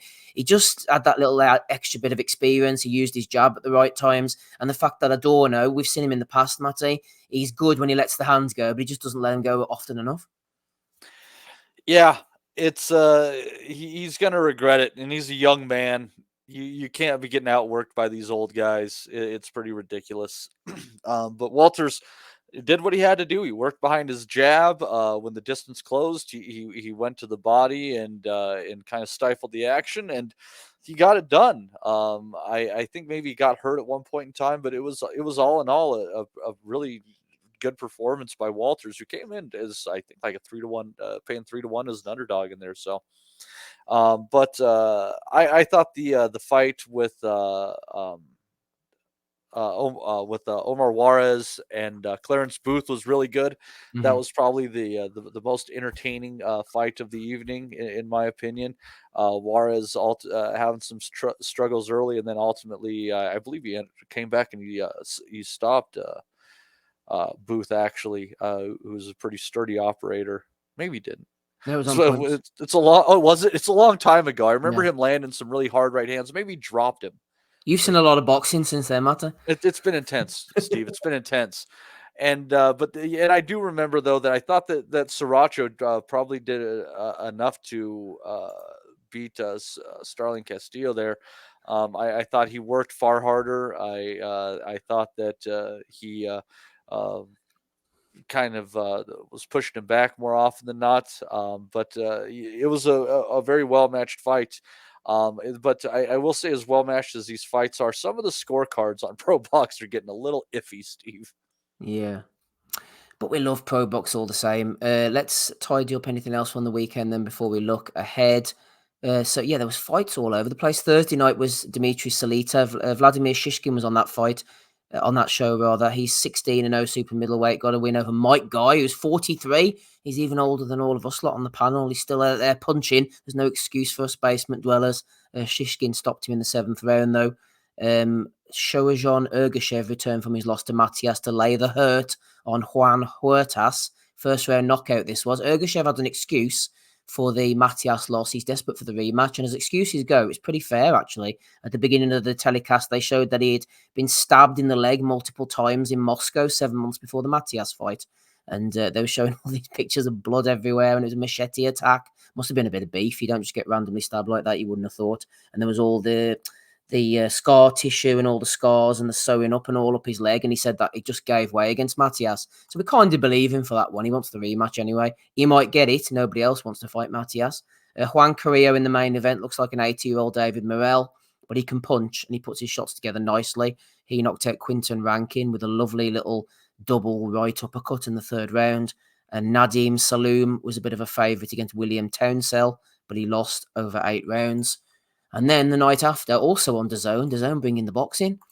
Overtime Elite Arena. O'Shea Jones, she was an Olympian, got a win over Sonia Drayling. She's a bit of a faux goat. She's the fighter Shadazia Green could have been. She's fucking throws, man. I was watching. I was impressed. I'm like, fuck, man. That gal going against her, she was pretty tough because she was eating some shots. There's just no sympathy in Jones. She was there to kick some ass. Yep, she was there to kick some ass. Giovanni Marquez was there, Raul Marquez's son. He got a good win over Jason Velez, former world title challenger, now turning into a bit of a journeyman. Over 6 rounds, Haven Brady Jr. knocked out Valdemir Carril. The referee was desperate to throw Brady out of there, but he managed to knock him out anyway. And the ref got off his case in an absolute scintillating main event. Really enjoyed this one. Elijah Pierce, he's making a name for himself. He's beefing with Gervonta Davis. He's a big puncher. He's calling out Naoya Inoue. He wants to fight him. He looks like a bit of an anorexic O'Shaki Foster. And he got really badly hurt and knocked through the ropes by Artur Villanueva. But it didn't stop him. He regrouped and came back. He's got a really fan-friendly style. He can definitely punch Pierce. I'm a fan. Hopefully he'll get a big shot at some point. He's supposed to be fighting Lorenzo Parra Jr. I didn't like the way he got dropped, though, Steve. It was like really amateurish how you go, just throwing too hard, got totally squared up. That's how he fights, man. We'll see how this goes. I don't know if it's going to end well, but it'll be fun while it lasts, I guess. It will indeed be fun while it lasts. He's gone in against Lorenzo Parra Jr. They brought him in the ring afterwards for a bit of beef, but he couldn't speak English, so they were beefing with each other through interpreters. He's like, I don't know what he just said, but I got NyQuil in both these hands. Didn't really land, but they tried their best on DAZN anyway. That was the main thing. What else have we got here? Somebody was dropping in. The rapping Rob Kelly's here. We'll go to him shortly. Ryan Deal's dropped in $2 New Zealand. Ergashev versus Kell Brook in Tenerife next. Oh my God, that's terrible, isn't it, that one? I had something else I was going to say, and I can't remember what it was now. Oh yeah, on that DAZN card, there was a fight between Dakari Scott and Detralius Webster. Those are some big boys. Oh, these are some big. There we are. There's the boys there. There's Dakari Mack Truck Scott coming in at a sprightly 274 pounds. At 6 foot tall, mind you. I think that's an important thing to add in there. He's not a 6'6" guy, ladies and gentlemen. Yeah, against Detralius Webster, who is Teddy Straight Out Webster, and he was straight out, man. He was knackered after about a round, that fella, and he got stopped about 3 rounds later. He's 10 years old, and he come in at with a 18-pound weight advantage, but he wasn't able to make it count. So these guys, if they're going to do overtime boxing, they better have the fucking ambulance waiting. They could barely make the ring walk. Anyway, that's all of that. Anything from the weekend, Matty, or the week, or anything that you might have caught that I didn't? I think we've pretty much covered everything. I think that was plenty. The only thing I'm thinking of is I thought Beat Bop Boop had a question from last week that we needed to cover. Yes, he did. What that was. Yeah, well remembered. We'll get to that. Andy, anything that you might have seen? Any German, obscure VPN Austrian action or something? No? Nothing, mate. Nothing at all. Been quite quiet in that regard, thankfully. Lovely stuff. Rapping Rob Kelly has jumped on the call. Good evening, Roberto. How are you on this fine Sunday evening? Well, what's the crack? Good, actually. Quiet enough so far. Yeah, it's been a long enough weekend of boxing, hasn't it? Friday night, Saturday night, Sunday night action. What are we complaining about, all of us? Not enough time to watch all these overtime boxing cards. Yep. Well, I saw Wilson Valdez, and I told you no Liam was going to beat a fucking fella called Valdez. Just put that down as science from now on. Maybe his brother Callum Wilson will get revenge. If they go over, they can win domestic fights, but as soon as they go to the States with a name like Liam, you can't win a fight. Like, it's impossible. So that was, I thought Valdez looked good, actually. Maybe he's not, like, I wouldn't go as far as to say he's back to his best, and maybe he's kind of, I wouldn't say he's got like full resurgence, but it was a routine enough win for him. I expected him to win, and the stoppage was pretty good. Interesting that your man kind of hung in and got stopped rather than off an accumulation of shots rather than a one punch thing, because he certainly caught him crisp enough. Like, but yeah, I thought that was a good decision by the referee to stop it. That Pierce fight and Villanova fight, I was watching that. That was good entertainment value. That was right, a little scrap actually. And then Rolly, poor Rolly, man. Like, that was me fucking, that fucked up my predictions for the week, because I even changed it on the boxing news app one, because I had picked Cruz KO first, and I went back and fucking stuck to my guns on Rolly for the KO. Like, we went to bat for Rolly, and what does he do to us, Rob? What the fuck does he do to us? I felt so, like, but like I said, when looking at it, when I was looking at it, I was like, I should not be one bit surprised here. Like, I've seen him fight like this multiple times throughout his fucking career. He just wasn't up against anybody who was going to chase him down the ring and fucking tear his head off. Like, because Tank waits on you just to make mistakes, doesn't he? And then he just punishes you to turn the lights out. But Cruz is a different type of animal. Like, he went from him. I don't think he took too kindly to that Chihuahua chain, by the way. I think Rolly's antics in the lead up were actually. He looked a bit oblivious to it all up until fight week, didn't he? Pitbull Cruz. Then he was like really like a pitbull, like on the lead run to get let off. And this how do you say, they sicked him on fucking Rolly, and he fucking ran across the ring and then he took his head off in the first round and then got to him in the 7th and 8th. And poor Rolly was so fucking, had so much CTE in the post fight, he just started saying Happy Easter to everybody. You know what the fuck was after going on? The biggest Happy Easters in boxing since fucking Robert Easter Jr. got off with Alicia Baumgartner. I wonder if that's why he got shot. Well, let's hope so. And then ZURDO FUNDORA turned into be the fucking fight that we thought it might be, like a way better fight than fucking Thurman and ZURDO would have been. And FUNDORA has actually obviously been listening to me on the pod now, and he's fucking using his jab for once, because he boxed. That's what I said earlier. Finally, Rob. Yeah, fucking finally. Like, he actually, and he showed how difficult a fucking fighter he can be to beat, because ZURDO's not a mug. I think he's there on merit, not just name. He's been well matched, but he's had some fucking tough fights, and fights that you would have expected him to have problems in, and he's dealt with them all quite easily. Now, I know everyone's saying, like, what was it, 6 weeks notice or something for FUNDORA? Well, FUNDORA had the same. Was it 2 weeks? Yeah, well, FUNDORA had the same, and he's coming off a loss as well, knockout loss, didn't he? Like, so you can't really kind of use that as an excuse. He's not the favourite PBC guy. They both come out with credit, Rob, to be honest with you. Yeah, and there's nothing wrong with that. I think ZURDO was talking about this being a throwback era, his era being a throwback era before the fight. He wants to fight everybody. So if you do that and you come up against a guy like FUNDORA and you lose a split decision, it's not the end of the world. Like, the cut, I think, obviously had an effect on it. It was a bit of a bloodbath then, wasn't it? Like, but I don't think ZURDO looked like stopping him at any stage. I don't think he looked like really getting to him and breaking him down. I thought FUNDORA used his reach well for once and fucking dug in there himself. Like, so I think there's a rematch clause, isn't it? So I'd love to watch it again, even though Errol Spence was in the ring. Errol had bet like fucking 20 grand on FUNDORA or something, apparently. So he was fucking holding his bet slip after the fight. He was pretty happy with that. I only bet 10. Yeah. And something like that, something crazy like that. And then I don't know where that puts the fucking 154 pounders now, like if they're going to have the rematch, because Crawford, I think, had hedged his bets thinking Tim Tszyu was going to win that fight. Now he's going to fucking come off and fight a fucking fella 7 foot tall. It's like getting to the fucking final level of fucking Game of Death. It's like Kareem Abdul-Jabbar. Like, just fucking, that's a great fucking reference. So I don't know. Like, I don't know if that's an easy fight for anyone at 154 FUNDORA. Like, but love watching him like that. Thought he was brilliant last night for a guy 6'6", start pumping the jab, and the two of them didn't give an inch. It was a highly entertaining fight. And then after that, then I think I just watched I watched the Vidal Riley and Lau fight earlier when I was on the background. Riley won I think Riley won decision, did he? Looked like he was in the handy anyway when I was watching it. Yeah, he did. And I didn't see. I was watching a bit of Marco and Congo, which is not a bad scrap actually.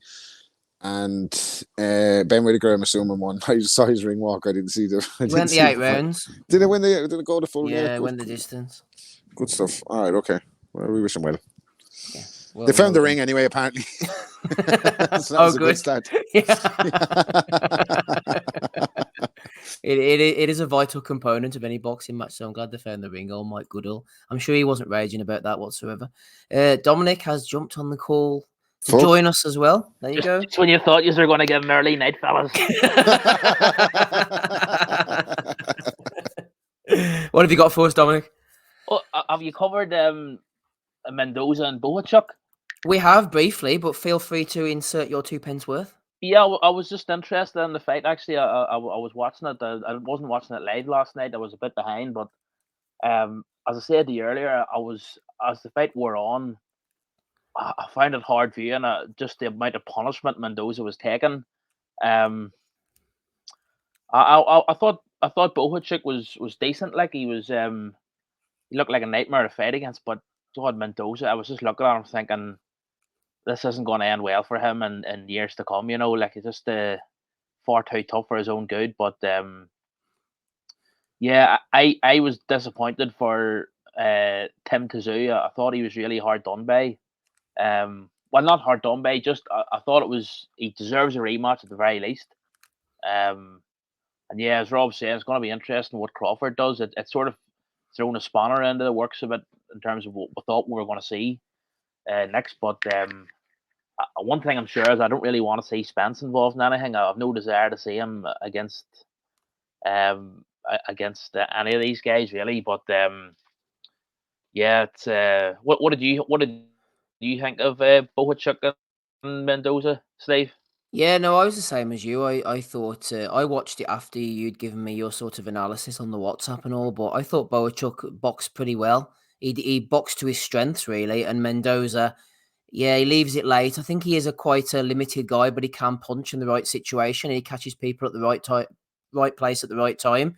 But he's against a certain level. If you get on top of him, and don't forget, FUNDORA was beating the shit out of him before he caught him. And ZUYU was give him a good going as well, but couldn't get rid of him. He's very tough, but he will soak up those shots. And as you say, yeah, CT, if he's not careful, he's too tough for his own good. What age is he now? Is he about early 30, maybe? I think, or up or over under something around 30, I think. Do you know what I actually thought looking at him? I thought you look at Bohachuk and he's big, and I thought Mendoza looked more like a welterweight than a light middleweight, but just the way the leverage he was getting on them shots, Bohachuk. It was interesting actually. I know there's been a lot of criticism of Joe Goosen or his commentary, but there was actually an interesting debate going on during the Bohachuk fight. I don't know if you picked up on it, but you know, Joe Goosen was commenting on the instructions that Bohachuk's trainer Manny Robles was giving him, and Manny Robles was sort of imploring him to try and box at mid-distance, and Goosen kept on saying that's what I would be telling him not to do, because that's where Mendoza has a chance to counter him with that left hook as he's coming in. That, you know, Bohachuk was doing just fine right on Mendoza's chest, you know, working away, and there was no room for Mendoza to get that leverage. But yeah, I think Bohachuk will be interesting in the mix going forward. But yeah, let me see what else. Well, yeah, ZUYU, I thought he looked in those. The cut came right at the end of the second round, if I remember, and I thought he looked very good in that short period of time. Those first 2 rounds, I thought he looked very good.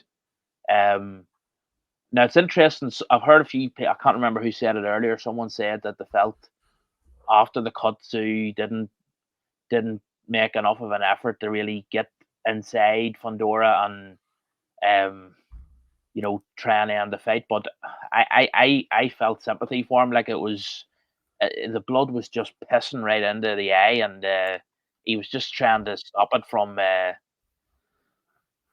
blinding him. You know, he couldn't really focus on putting out any offense as far as I could see. But Yeah. Someone was saying that it might have been a bit of inexperienced corner work that because the cut was accidental, you should have been looking to get that fucking fight stopped on the cut. That's what I thought, Rob, actually, to be honest with you. They were doing their best to keep it going, the fight going. I thought around the third round, they would have looked at this and thought, you know what, this is fucking terrible cut, man. Let's do it again with a full camp. Like, we showed him in 2 rounds that we can get to him a little bit. Now he's getting on top. This is a bollocks. The cut's right on top of the fucking head. Like, let's fucking pull it. But I suppose they come all that way to America. They want to make a statement. I don't think he probably would have wanted to pull out, but I'm glad you said that, because I thought that at the time and I'd forgotten about that, actually. Yeah, I'm surprised they didn't.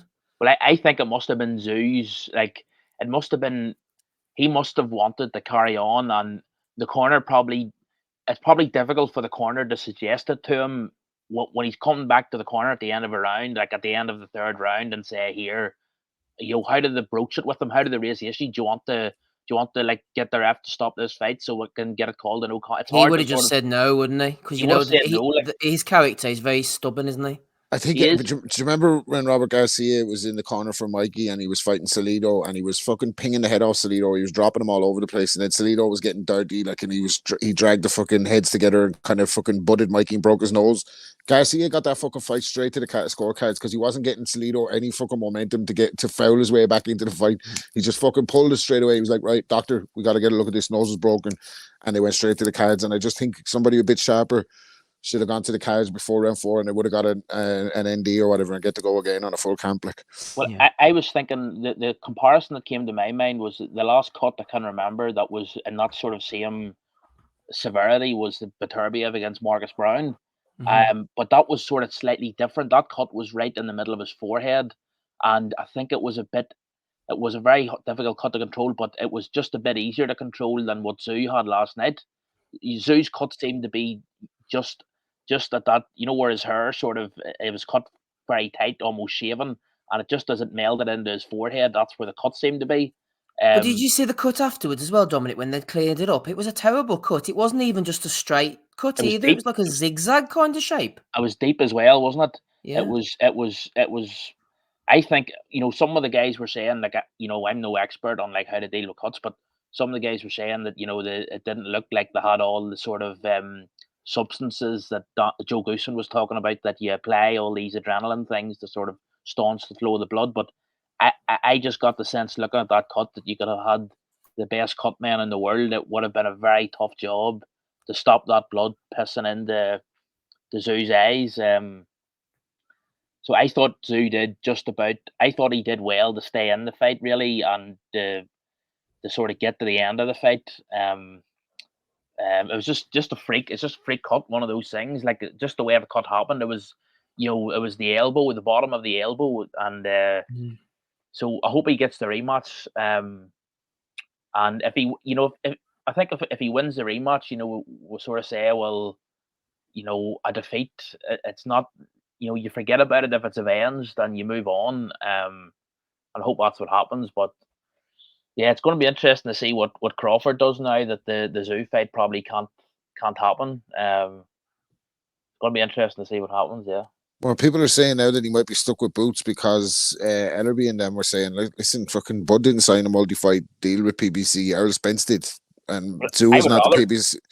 ZUYU's not the PBC guy or Fundora. So if PBC wants Spence to have a title at 54 again and they want him in with Fundora, you're going to see Fundora versus Spence next. Like, I would rather see Crawford against Boots, to be honest with you.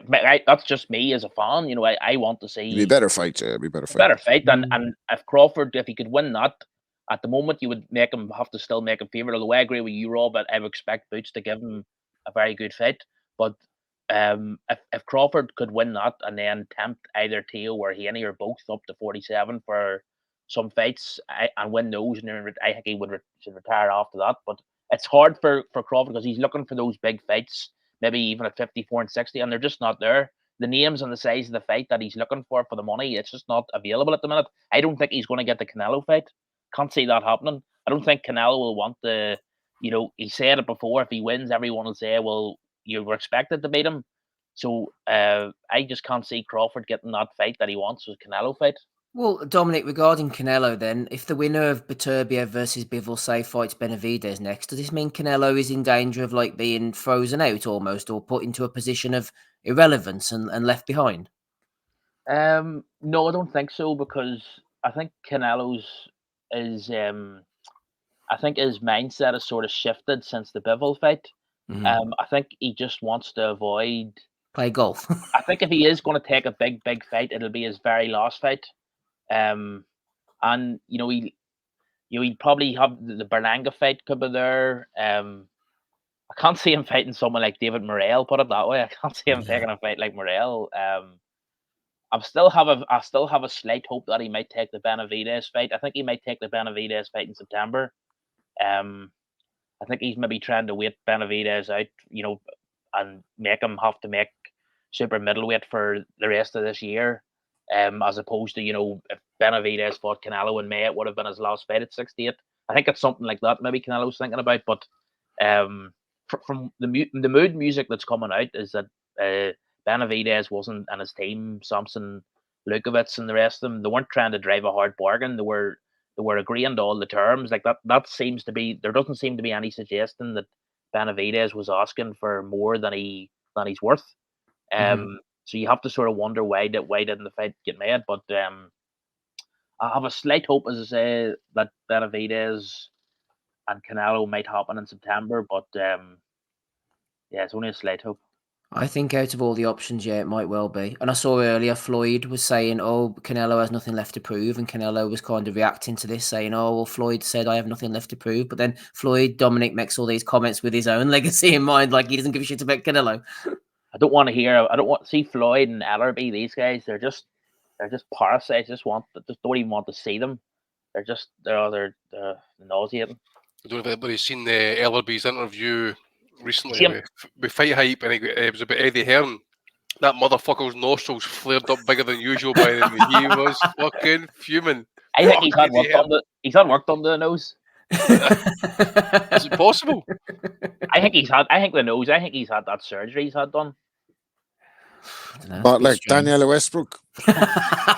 Yeah, possibly. I mean, can you imagine? They need to use tampons for Q-tips to try and get man, eh? He just has a really bad cold, Andy. Come on, lay off him.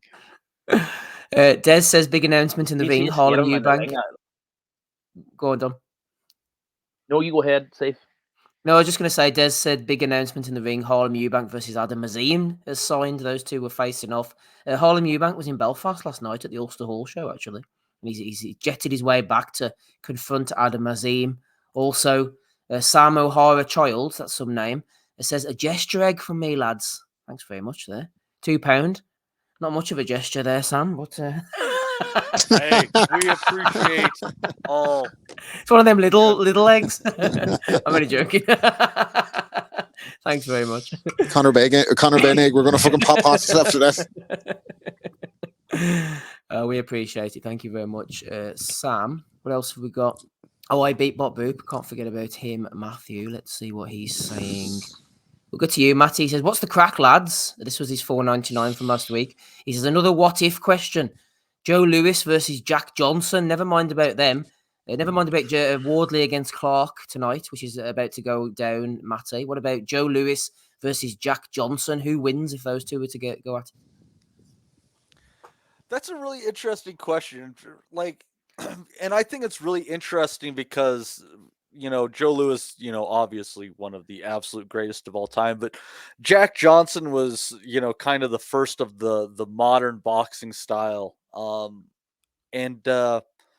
don't know. He was just a different level of badass. And it's just kind of that generational question of just does badassery overwhelm the advantages that Lewis would have obviously had in speed and I think better technique as well. Man, that's a tough question. 15-round fight. I'd have to lean Johnson. I don't know. I think the way Schmeling beat him in the first fight, beat Joe Lewis in the first fight, you'd say Jack Johnson probably could do something similar. But the way Joe Lewis could punch, there's a possibility he catches Johnson as well with his head in the air. Like, so who knows? Like, I know Bert Sugar reckons that Joe Lewis is the greatest heavyweight of all time.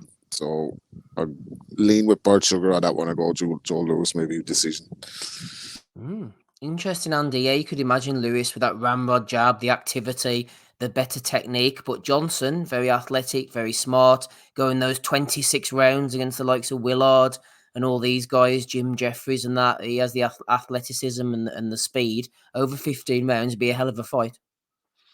Aye, it would be, mate. I mean, obviously, I'm just trying to pull up Jack Johnson's record here to find out how many rounds he'd went in total in one fight. Let's see, 20 rounds here. Was it 20? What was the fight against Willard? Didn't that end up in about 25, 26 when he was in Cuba, wasn't he?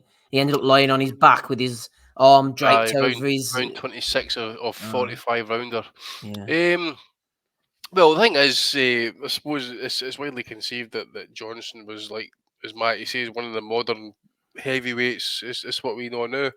He knew he was good. He grappled with you. If you couldn't do nothing with him.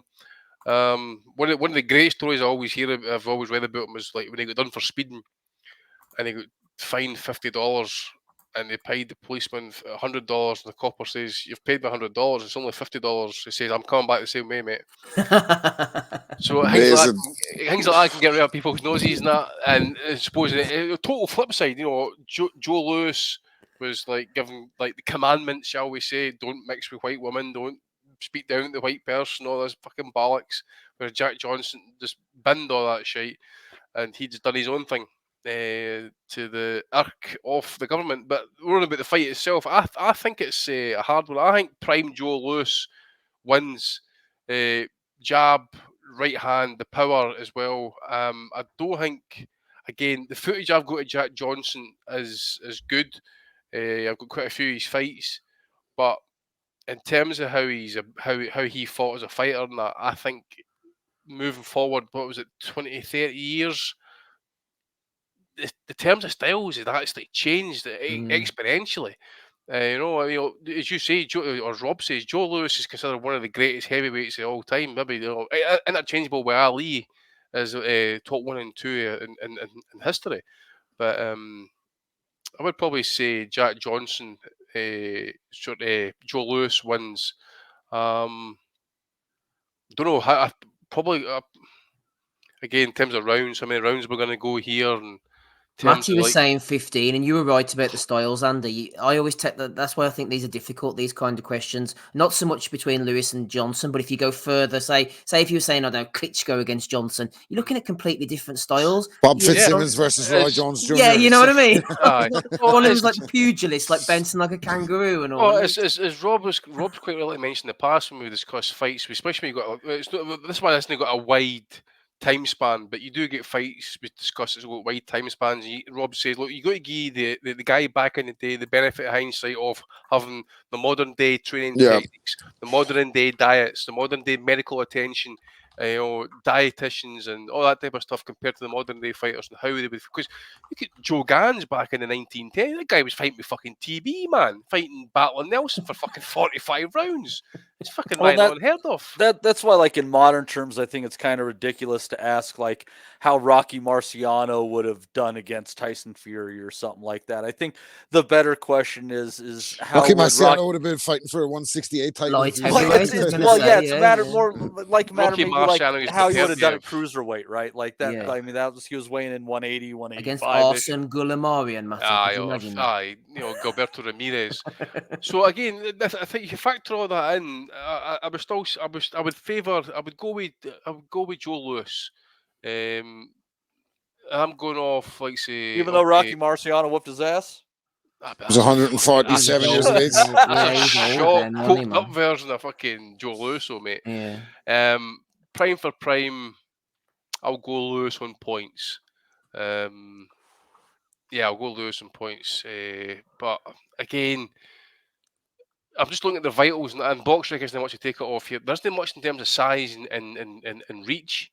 So Jack Johnson isn't going to have the same kind of luxury what he had over guys like Tommy Burns and Stanley Ketchel, and guys who were like 5'8". Tommy Burns was like a heavyweight, but he should have really been like, if he was fighting nowadays, he should be really fighting at middleweight, super middleweight. Max Baer, he wasn't a big heavyweight. So I think you just got to kind of factor that in as well. So, but I would probably side on the modern guy and go with Joe Lewis. Yeah, Des says Lewis was brilliant, a ruthless puncher. Harvey Bryce says, I hope you're right, Des. And Kaiser Cobra says Lewis overcomes early knockdowns and wins by late stoppage. Ryan Deal says Jonathan Guidry versus Prime Frezequendo.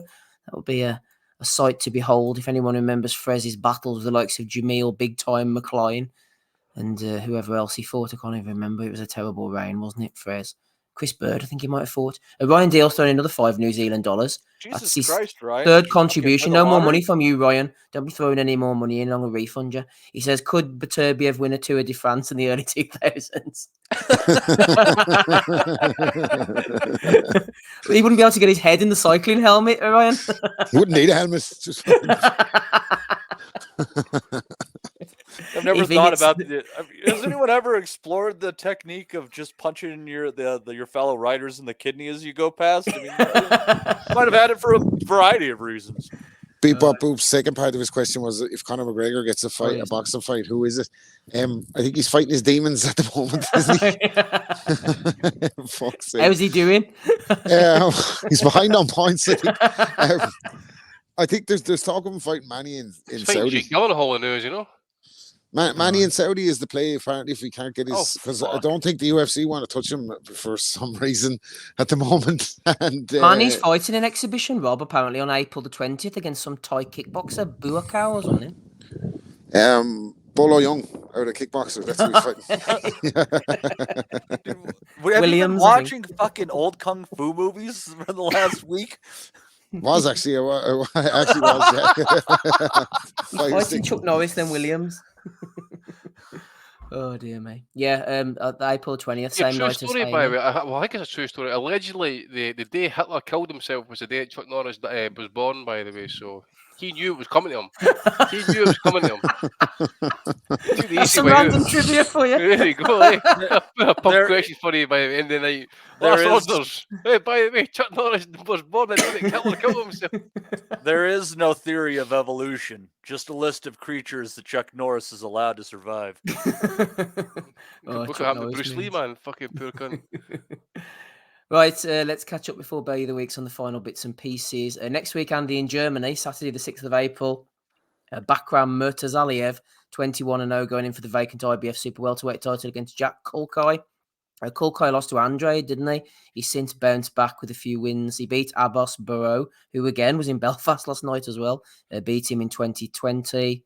Who else has he fought? Lost to Derevanchenko. Kulkai is very experienced. This Murtazaliev, Andy, has a bit of a beast reputation about him, but I can't for the life of me think who he's actually fought, to be honest. I'm trying to think now as well, mate. Actually, just the top of my head. 21-0, Russian-based in California. He's 6 foot, so he's pretty tall for Super Welter.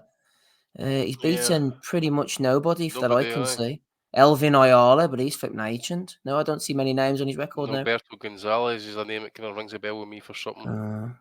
Yeah. Lubin and Charlo back in the day, that's what it was. Right. But yeah, I don't know, mate. To be fair, Kulkai, you're saying he was a decent amateur back in the day. He's got a decent Euro level record, shall we say? Didn't he give somebody of a higher level a pretty good fucking fight? Derevanchenko was. There you go. Andrade as well. He gave Andrade a good go, didn't he? I'm sure he got beat off that light punching Polak as well. Did they know?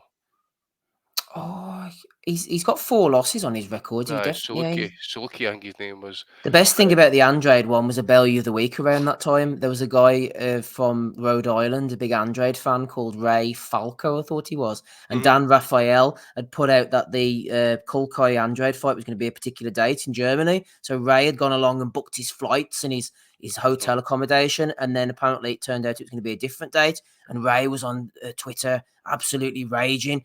My attorney's going to be informed about this and all this type of stuff. Trying to sue Dan Raphael. Fucking attorney, by the way.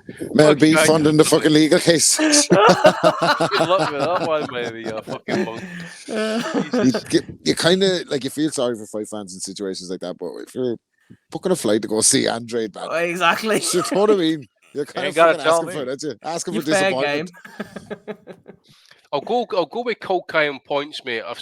Purely because I've seen more of him. To be fair, he's a known entity. He doesn't get stopped. Yeah. He's more steady, as you say. He doesn't get stopped. He's generally good for the distance generally. If he gets beat, then it's generally on points. So I'll go with Kulkai. I'll go something like a 116, 112 type. But this will be his last. I've just seen he's 38 now, so this will be his last chance. And yeah, like he fought Demetrius Andrade in the quarterfinals of the Worlds. So he's a top amateur back in the day in that He as was well. a good amateur, yeah. Yeah. Right, let's get on to the final card of next week over in Las Vegas. Eddie Hearn, we'll go to you first of all, Matty. If there's anything you want to talk about on the undercard, The final can. card. You also have Tito Mercado fighting on DAZN on. Oh yes, I forgot about on him. We'll Friday get to him night. as well. Yeah, There's a couple little cards going on. Okay, Sky Nicholson's in against Sarah Mahfood. Mark Castro stepping up against Abraham I'm matching my Montoya. baby again for Sky Nicholson. Pacheco, Sean McCalman's a decent fight. McCalman had a bit of a step up a couple of fights ago. Was it Money Powell? Marquis Moore, maybe is the one I'm thinking of. They put two unbeaten fighters against each other. Money Powell, respect. And then Richardson Hitchens in the final, in the main event, rather, against Gustavo Lemos. We were trying to work out where we'd seen him before. He's an Argentine who beat Lee Selby a couple of fights ago. It's not a bad card from Matchroom, that, Matty. No, not bad at all. Pacheco is a big favorite over McCalman. If you're having a hunch there, Steve, big favorite. Not really. I think that Nicholson could be in tough against Mahfood. She has a wealth of experience against the better opposition in women's boxing. But this main event I'm really interested in because, Hitchens is obviously a skilled fighter. He's, I believe he is an Olympian, good amateur pedigree,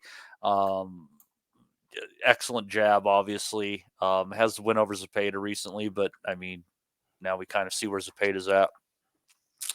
The Lemos, now he's going up to going up division. He missed weight for, I think it was an eliminator or something like that a while back, and had to jump a division. But this guy, he is a legitimate puncher in both hands. I know his record isn't pristine as far as his knockout ratio, but he can absolutely punch. There's a lack of opposition in there other than Lee Selby and maybe a couple of other people. But at more than 4-1, I think Lemos is worth a punt in here, because if there's anything that he will do in this fight, it's he will be trying to stay in Richardson and Hitchens' face all night long. And I think that might play more actually to the fight not going the distance. Might be probably maybe the wise bet on this one when those numbers come out. Because I could definitely see Hitchens taking advantage of a come forward opponent who definitely isn't the sharpest on defense. But I could also see Lemos giving Hitchens a very, very rough night and a physical fight that he might not have had in the pros yet to this point. So I think this main event is solid, and I don't think that the odds tell the tale. Andy, I'm liking what Matty says there. It's got to happen. Lemos has got to tell us something about Hitchens that we haven't seen before. Hitchens is talented. The PBC even got fed up with him, and they don't get fed up with anybody, and let his contract expire. Eddie's picked him up. It was the John Bowser fight, I remember. He battered the shit out of Bowser and let him see the final bell, and I think he should have finished him off. He's definitely talented. Same against Malik Hawkins. Allowed that fight to become a lot closer than it needed to be. And against Lemos, he's not going to be afforded that luxury. This Argentine's got to put it on Hitchens, and I want to see what he's made of.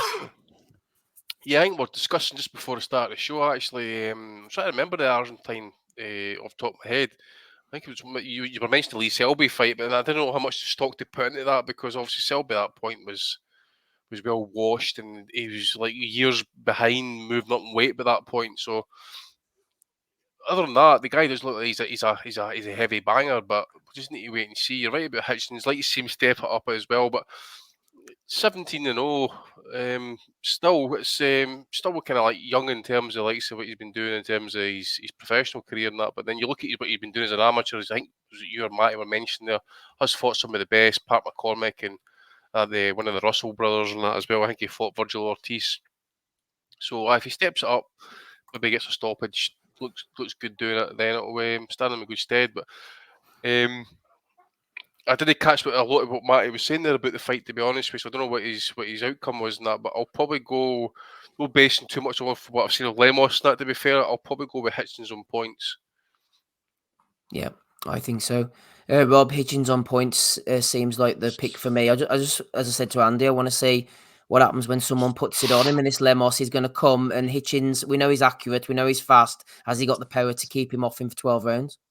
That's the thing. He reminds me a little bit of Haiti that way in his early career, where he's capable probably of beating guys that are above him in the pecking order on decision. But is he going to look good doing it and get asses in seats and get people talking about him? He seems to have a good mouth on him. Yeah. No Bruno, no Diddy, as they say these days. On Twitter, he's very mouthy. You'd expect that from a New Yorker anyway. But if he could start backing up the talk with some of the performances now, he could put himself in the mix, because I think he is talented. And like I said, I think he's more than capable of beating guys with bigger names than him. But we're never going to see him in with a guy with a bigger name unless he starts fucking making a statement in the ring. So I'd say, again, I'd agree with you. It'd be a points win here. Like, he'll look good in pockets, but I don't know if he's a killer. Do you know that way? Yeah. I just don't know. I think he's good enough to get to a certain level, and as I said, probably beat some guys along the way by sneaky decision. But he's not exciting, like. Yeah. Dominic, final word to you. Yeah, Hitchens, he seems to be one of these fighters who looks up to Floyd, but has skipped the exciting Floyd phase and gone straight to the grab and hug and run phase of Floyd, which was fair enough because Floyd had put his, got his money in the bank and done his business. But for Hitchens, he's on the way up. He should be banging people out if at all possible, or at least finishing them off. Yeah. I mean, I'll echo what Andy said. I don't know much about this guy's fighting, but I'm just interested to see, in the context of the recent move of Eddie signing Matias, there's potential for a lot of those fights at 140 to get made, and I'll just be interested to see what Hitchens will shape up like as a potential future opponent for someone like that. So, Jeez, he fucking kill him because he hasn't got it. Keep him off. He fucking walk through him. Oh my God. Haney against Hitchens would be fucking pure ass. That'd be some fucking paint dry. Pure ass. But like, I would like one of those fights back in the day. What was it, Steve? Roncis Bartholomew against who was that one of why Bartholomew fought? It was an Easter, was it? He had so many, didn't he? He's back, Bartholomew. He must be fighting somebody soon, I think. That's right. Bartholomew. Oh, he was terrible. He was, fit me. Okay, so Matthew, the other one, Richard Brill, he was the other one. He was awful. Yeah, Brill, I was going to say, yeah. He's like Matthew Barney. Richard Brill against who was that African guy? It was like 2009. That was one of the worst fights I've ever seen in my life. I'm trying to think. Yes. He used to come in like an animal pelt. That was friggin' hell, what do you call him? I know what you mean. I can see him. Yep. Anyhow, but he's this is terrible radio, but I can see his face. Amatoso, Wally Amatoso. Nope. I'm gonna look it up, Steve. You host, and I'll jump in when I got it. Matty mentions as well on DAZN on Friday night in the Red Owl Boxing Arena. Dana Berrio going in against Ernesto Mercado. Mercado's a puncher. Tito, he's 14-0 with 13 knockouts. He likes to get rid of people. 2 fights ago, he knocked out Nakathia. He's also gone the distance with Ndonjane, and he's beaten Henry Lundy, but everybody beats him these days. And he knocked out Velez as well. So he's going through the sort of 2005 roster of fighters. Sharif Beaujare. Beaujare, that's the one. Yes, him. And interestingly enough, Richard Brill, who escaped Cuba, moved back to Cuba, it appears. Good luck to him, I suppose. What about Mercado, Matty, before Bellew of the Week's looking forward to seeing him? Where did he end up in Cork? Like Mike Price has just said, fuck this. I'm going to go back to Cuba.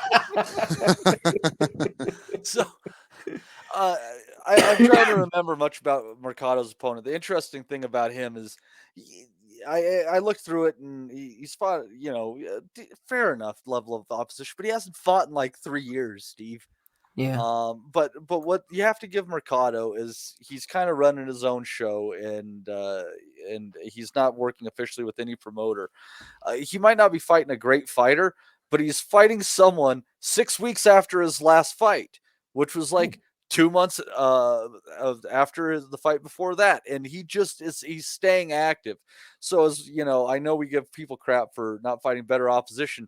Again, if you're working your way up and you're fighting every couple of months, you fight chumps if you got to fight a chump here and there.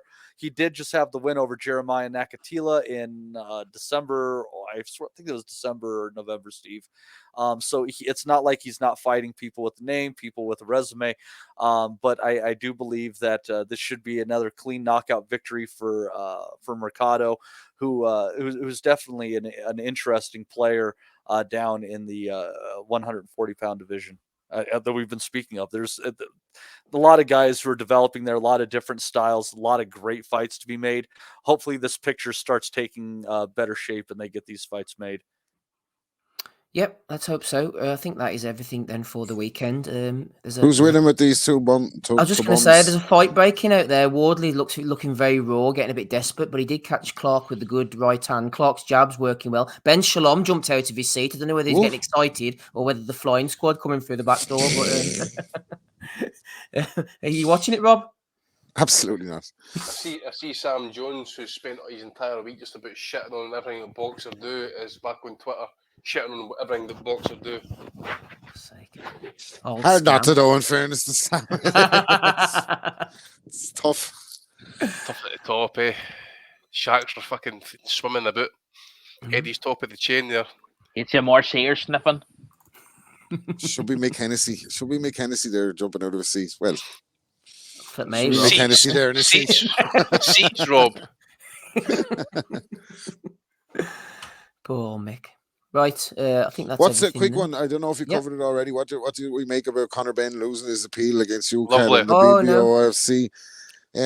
So apparently that he's only been fighting or allowed to fight because his suspension was temporarily lifted, and now they've won the appeal against his fucking legal case. What was your question again, Rob? How do we feel? Right. You want to know how I feel? Right. Think about the biggest, fattest doobie you could get, right? Ooh. And you're just taking the biggest draggy you can get out of it. When you go at the end of it, fucking tremendous. I'm nodding my head along like a fucking hypnosis victim here. Like, You've been putting your feet up there, and you've been enjoying the sunshine, the birds chirping in the trees, and you're saying, if you just took the ban, and you would still be having your money. You just took the ban. You wouldn't have spent all your hundreds of thousands. He's innocent now, Andy. The WBC cleared him. He can fight in Tasmania and Arkansas. This is the same WBC that's saying that women can't fight for 12 rounds for 3 minutes. Fuck the WBC. But juice heads can. There's an Easter egg for you, Connor. Steroid cheats can. There's a gesture egg. Fucking hypocrites, man. Jesus Christ. Honestly, so he's fucked them. Yeah, he's fucked. Well, obviously he can fight in America and that, I would imagine, No, I think not. I think he was only allowed fight in America because there was a temporary suspension lifted, so I don't think he could fight anywhere. Yeah. Unfortunately for him. Is that right? I hadn't followed it up. That's lovely. I don't know what the fuck I'm talking about. I'm just parroting shit that I see on Twitter, so don't take my word for it, but that's what I heard on the streets. According to sources, Rob, drug cheats should be banned. Here, let me show you now. I don't need to save money. I want to put on good fights. So that was a good fight for DAZN. So I'm disappointed. But what is the point in signing up for drug testing if when you fail, everyone just goes, "Oh, don't worry about it. Just let him fight." You know? Yeah. So the argument of, well, it's all right with UCAD is totally irrelevant. You've signed drug testing with VADA, the best testing agency, in my opinion, in the sport. There you go. It just sets a life, whoever did that.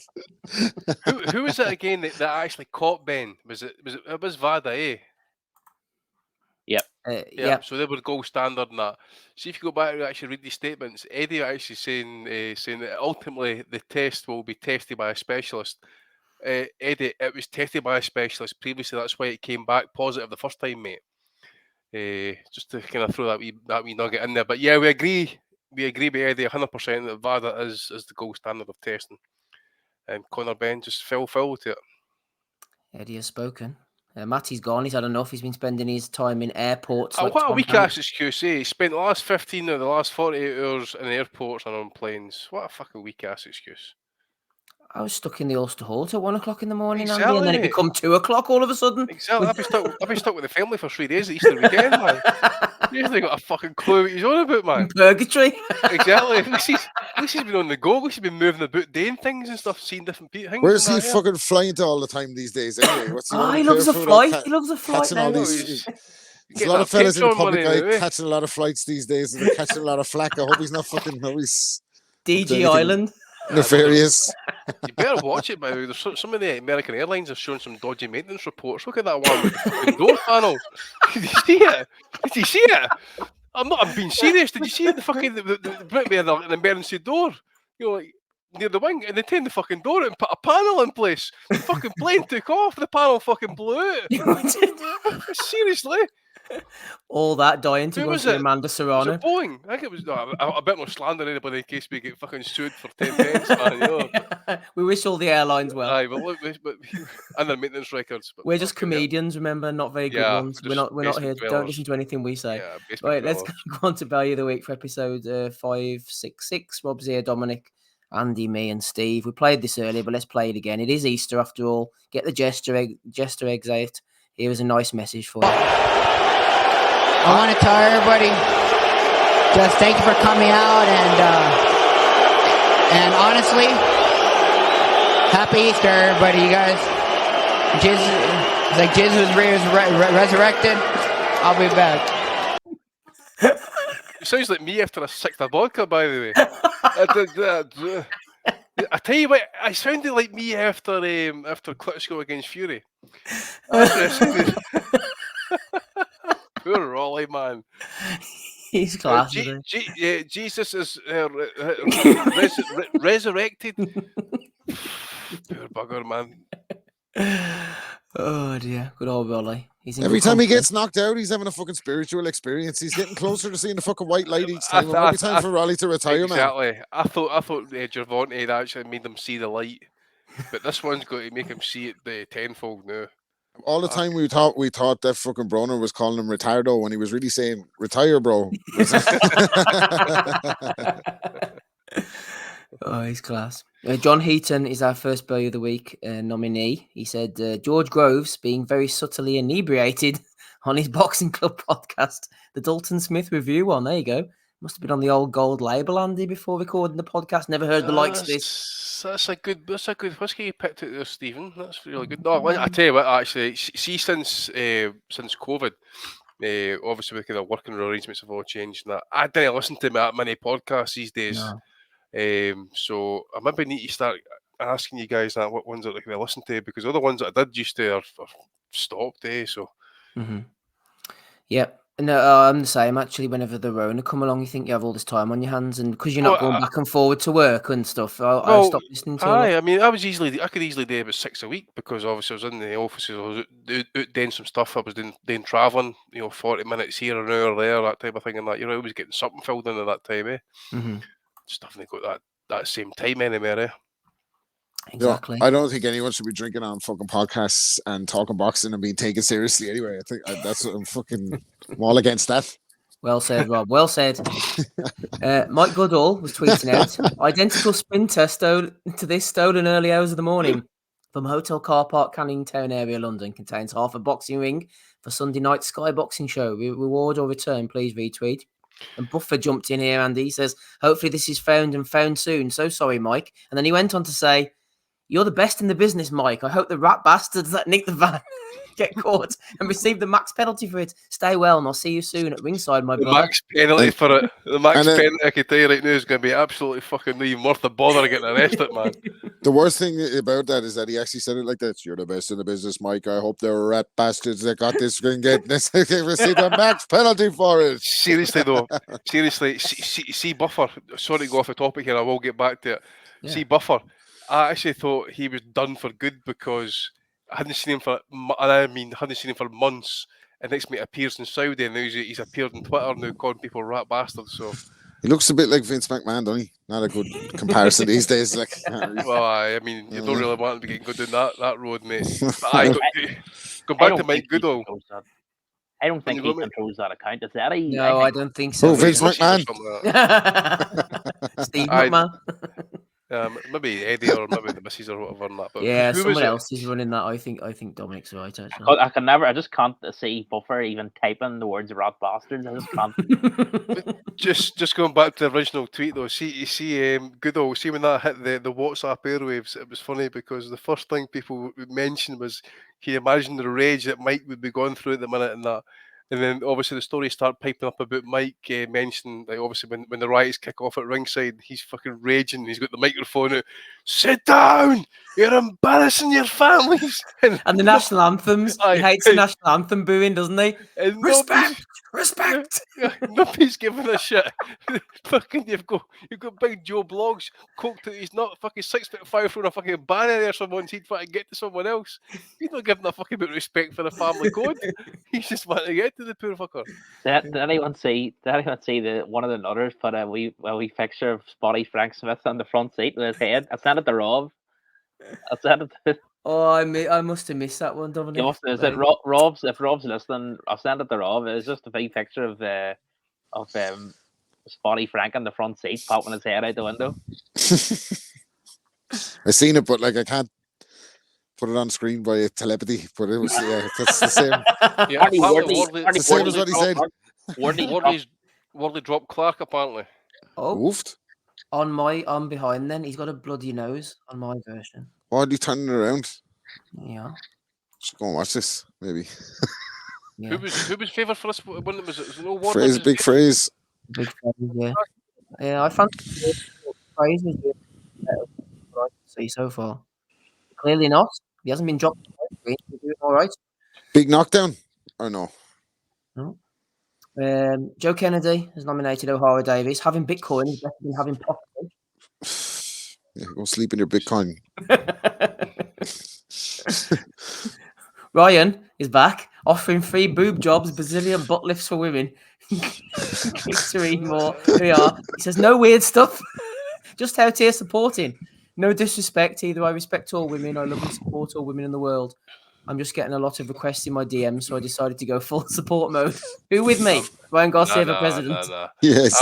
I'm not one of the foster tit supporters, man. Fuck that shit. I like that he's entertaining his status though. You know what I mean? Help some of these birds out that are clearly in his DMs.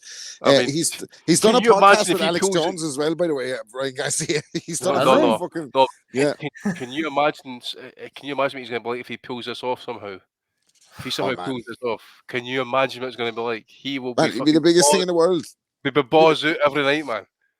Be the best thing for the sport. If Ryan Garcia goes in and left hooks Devin Haney out of the fucking ring in the first round, absolutely destroys him. It'll be the best thing for the sport. It won't happen like but still. I haven't. Go ahead, Steve. I was just going to say I haven't been following too much of it, but someone informed me, apparently Dominic, that Ryan was on Instagram or Snapchat or something doing a live, and he was talking about being abducted and being sold into sexual slavery while having a dog filter over his face. What was he in Russia or something like that? That time? Well, you took the words out. I saw someone sent me actually a live of him. What's what the people that generation do? Like they're doing a live, they're driving the car and they're doing a live, and there's a split screen, so he's on one screen and there's some wee girl on the other one. She's driving her own car, and they're talking to each other, and they do these wee cliches back and forth, and then they just both sign off with, she just says to him, "Jesus is great, Jesus is great," and then he repeats it back there. They're just weird. He should do that with Rolly, shouldn't he? Jesus is great, yeah. Jesus. Can you imagine them? Can you imagine them two fighting? Rolly and Ram.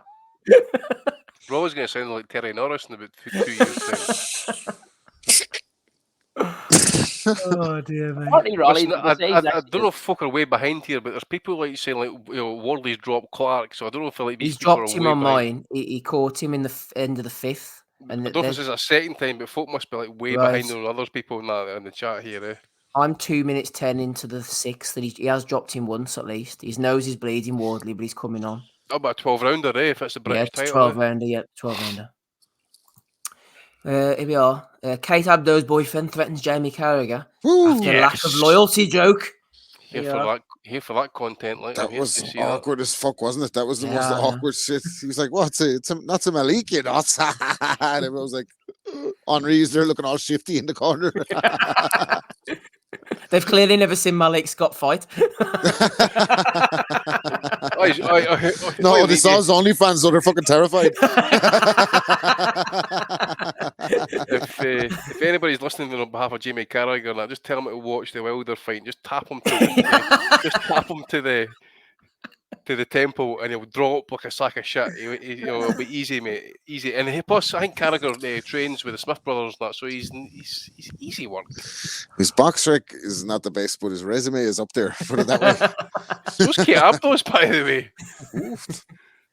She's breaking pound for pound lists in terms of resume, like. Shouldn't Macklin as well. She clearly has great taste. This Malik's raging. Said he might have to let his hands go. Well, it's about time.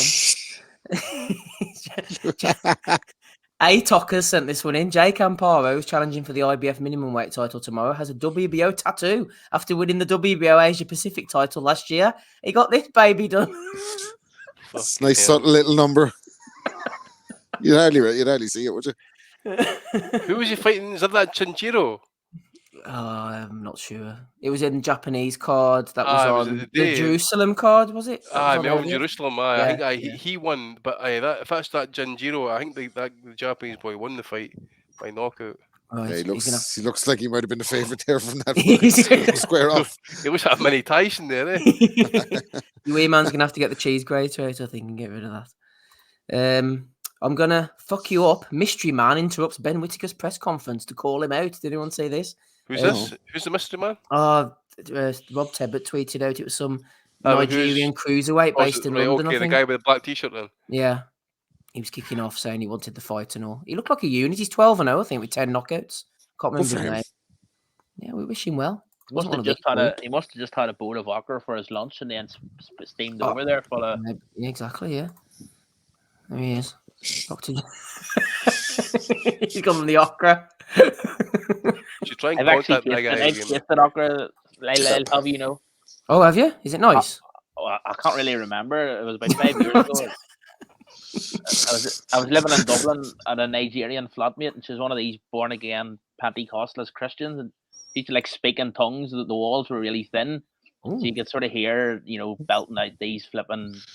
Never heard anything like it. It was she was called Fola Ola. Show her Amiobi. Oh dear me. There you are. There's a yarn for you. Boxingscene.com. Rolando Romero wants to fight Terence Crawford at 147 if he gets beyond Isak Cruz. Love to see it. Love to see it. Crawford might rewire him. You know something? It would be fantastic if, the modern era fighters was like Basilio and Robinson back in the day, where they were fighting every month, and he's Romero's getting used like a fucking used porn rag, just getting passed around about the jail cells now, just twat it about. Oh, what?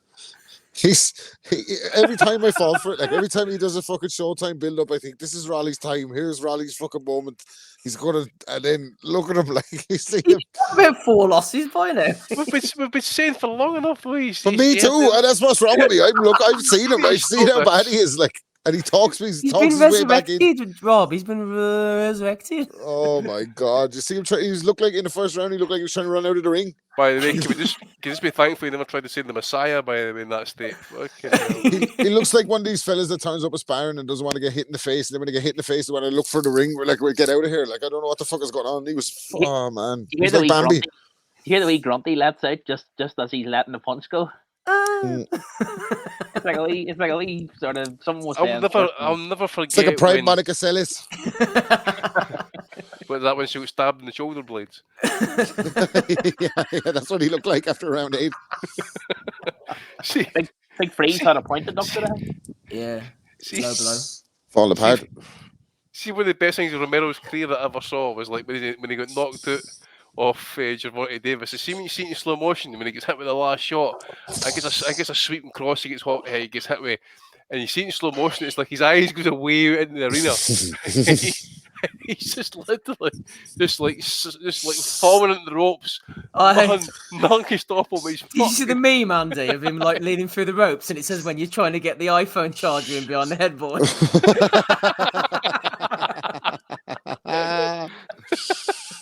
Oh my God. He is class, like. Let's see more of him. See him back. Let's see the rematch. Let's hear more from him, Rob. Yeah. I don't think we're going to be hearing too much more from him, to be honest with you. Oh dear. Right, final one, Andy. You said this to me earlier. This is the Turvel Bulev. Clark's got a The point other off. Rolly. The other Rolly. Here we go.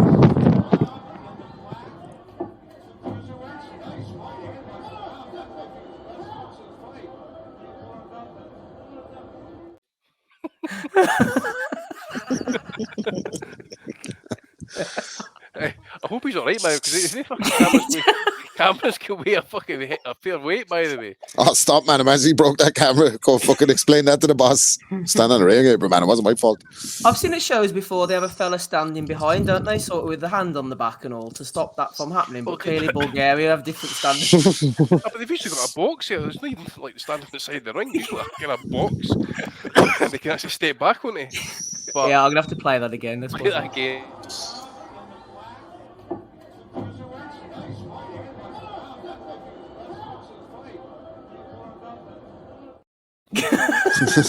You call it backwards headbutt. It's like a backward headbutt of the Dan Sherry, Chris Eubank. Yeah. Fucking. Oh my god. Right, those are all the ones I've got, Andy. What have you got to throw into the cauldron this week? Anybody catch Oscar? I can't remember if it was on Twitter or Instagram. Him and Hopkins after the knockout of Rolly, man. Oh, Oscar yeah, should have cut that. Was absolutely rolling about pissing himself, man. Yeah, you know why that is though, because I know, but in the build up to it, fucking in the build up to it, Oscar did a fucking interview with one of these YouTubers, Fight Hyper, one of them, like, and he's breaking down the style. So he's doing an impression of Cruz.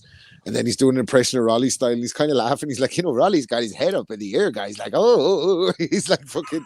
So they showed it to Rolly, and Rolly was like, well, I have an impression of me of Oscar fighting, and he pulled out his iPhone, and it's a video of him pretending to sniff a line.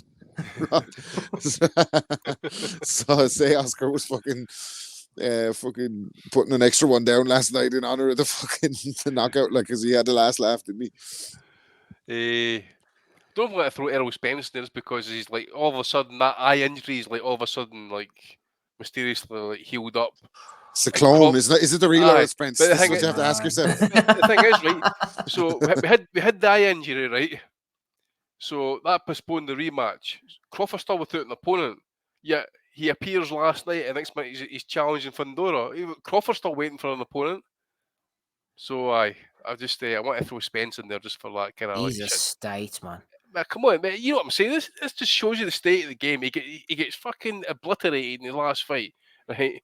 Got eye issues, right? Got more than that actually. But end of the day, gets to the rematch postponed with Crawford on the back of that eye issue, right? Comes back, ready to fight again. Great, fucking fight Crawford. Nah, not having that, dude. Oscar, as we mentioned, Jordan Plant. I think that's Khalid Plant's missus who was doing the interviews last night. I liked her actually last night. She was on Rolly's ass. I think she was great interviewing Rolly, wasn't she? For the comments that he made. Nah, he took a lot of shots more than we expected. Yeah, that was great. Take more shots than you thought. Spence had a kind of a laugh at Rolly's expense as well, because Rolly was on Twitter saying, I'd like to fight Errol Spence, his defense is terrible, and Spence was like, grand, 40 grand, you get knocked out. So he won 40 grand on that one. Spence was up last night on the fucking bookies. See, they've got your gal Claudia Trejos doing the interviewing as well.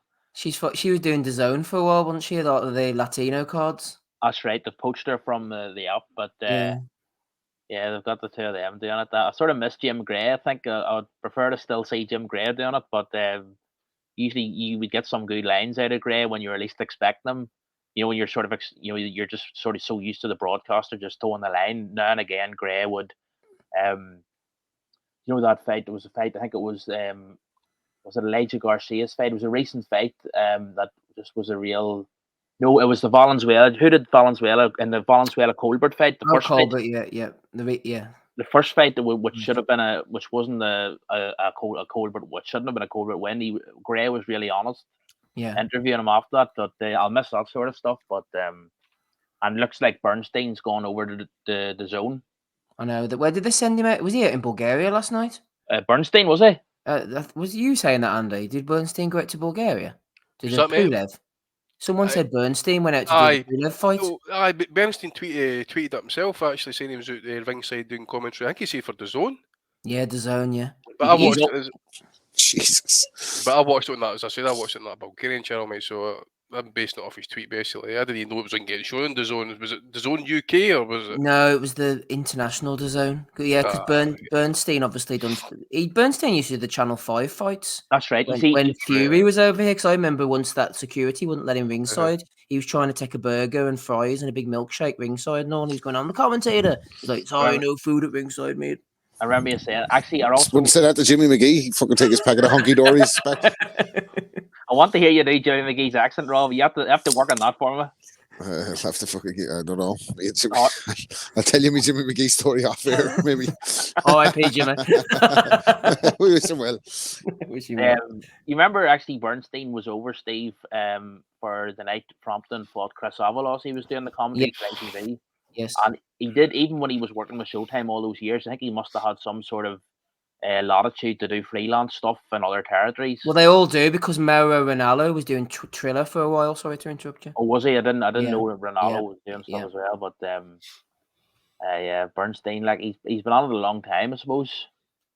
Oh, he has, absolutely. I'd like to see someone like Lampley back. I can't believe that none of these newfangled platforms that are sprouting up here, there, and everywhere can't find room for some. Nobody's took him. Everyone expected when HBO disappeared that Lampley was going to be inundated and he'd be popping up here, there, and everywhere. But he said himself, hasn't he, by his own admission, nobody's offered him a role at all. Even you'd think something like maybe ESPN, because like Kellerman has that sort of. I think Kellerman has some sort of magazine. He's gone out. He's kind of gone out of the sport to out of boxing. He's gone. They got rid of Kellerman, didn't they, from ESPN? I don't think he's there anymore. Yeah. That makes sense, because usually in the algorithm would throw up his sort of thing that he does on ESPN, sort of. It's called State of Boxing, I think. I think they got rid of him because he wasn't doing it with Stephen A. Smith or something like that. Well, that makes sense, because it hasn't been popping up for me, like, so on the thing. So that can happen. It's pretty clear, guys. There's only one guy in boxing who's the best part. It's pretty clear. He's on Pro Box. He's class. He loves the SOG, doesn't he? Oh, he does. Rob, any nominations from you, please? Oh, just an all-around bad week for Rolly, in it. Like it's got to be Rolly time this week. Like fucking hell. Jesus. Looks like Big Freeze has turned this round. Yeah, he's doing well. He's landed some good body shots actually. He went to round 9 on my feed. Right, okay, Andy, who are you going for? We'll get out of here. I'm going to go for Rolly, mate. I'm going for Rolly as well. I go for Rolly as well. Steve, tell me this, was that card you were at last night, were DAZN televising that one? Yes, DAZN televised that as well, yes. They are. It was the undercard wasn't any great shakes. I was saying earlier the Irish title, the Celtic title fight, whatever it was decent, good domestic scrap. And Kurt Walker, who I've been critical of in the past, he was really good. Footwork, how many rounds punch picking, 7. He went 7. He was just grinding your man down, hitting him with accurate shots, and they pulled him out. Beach. Was there any word? Did you hear any word about Crocker at ringside? Crocker's meant to be fighting away. They said somebody said Crocker's fighting away, but then it was in the middle of another conversation. I didn't catch where. It could be in England. It could be somewhere else. McComb's meant to be fighting Arnold Barboza on the Haney Garcia undercard. I think I said that one to you. Because who's isn't what do you call him? Donovan's fighting Ritson, isn't he? Donovan's fighting Ritson. That's right. Yeah. What card's that going to be on again? That was on. Was that supposed to be on the Catchwell undercard? Yes. Yes, it was. You know. No, I can't remember Crocker. Someone just said, "Oh, he's fighting away," but I didn't hear anything else. But yeah. But as for Walker, can't remember what they were talking about. Him fighting next, but he looked good. He looked good. I was impressed, and I'm not easy to impress, as you know. Anyway, congratulations, Rolly Romero. You are the Bellew of the Week winner for episode 566. That's where we'll leave it. Nothing else now. Matty's had enough. He's seen the iceberg. He's gone. Shout out to everyone in the chat. Didn't manage to get to shout you out. I'm not going to bother now. Episode 567 is next week. We'll be talking about Hitchens and whatever else is after that. Thank you for Matty for coming on, for Rob, for Dominic for joining us as well, for Andy. I've been Steve Wellings. Don't forget to hit the like and subscribe. We'll catch you all again, same time, same place next week. And bye.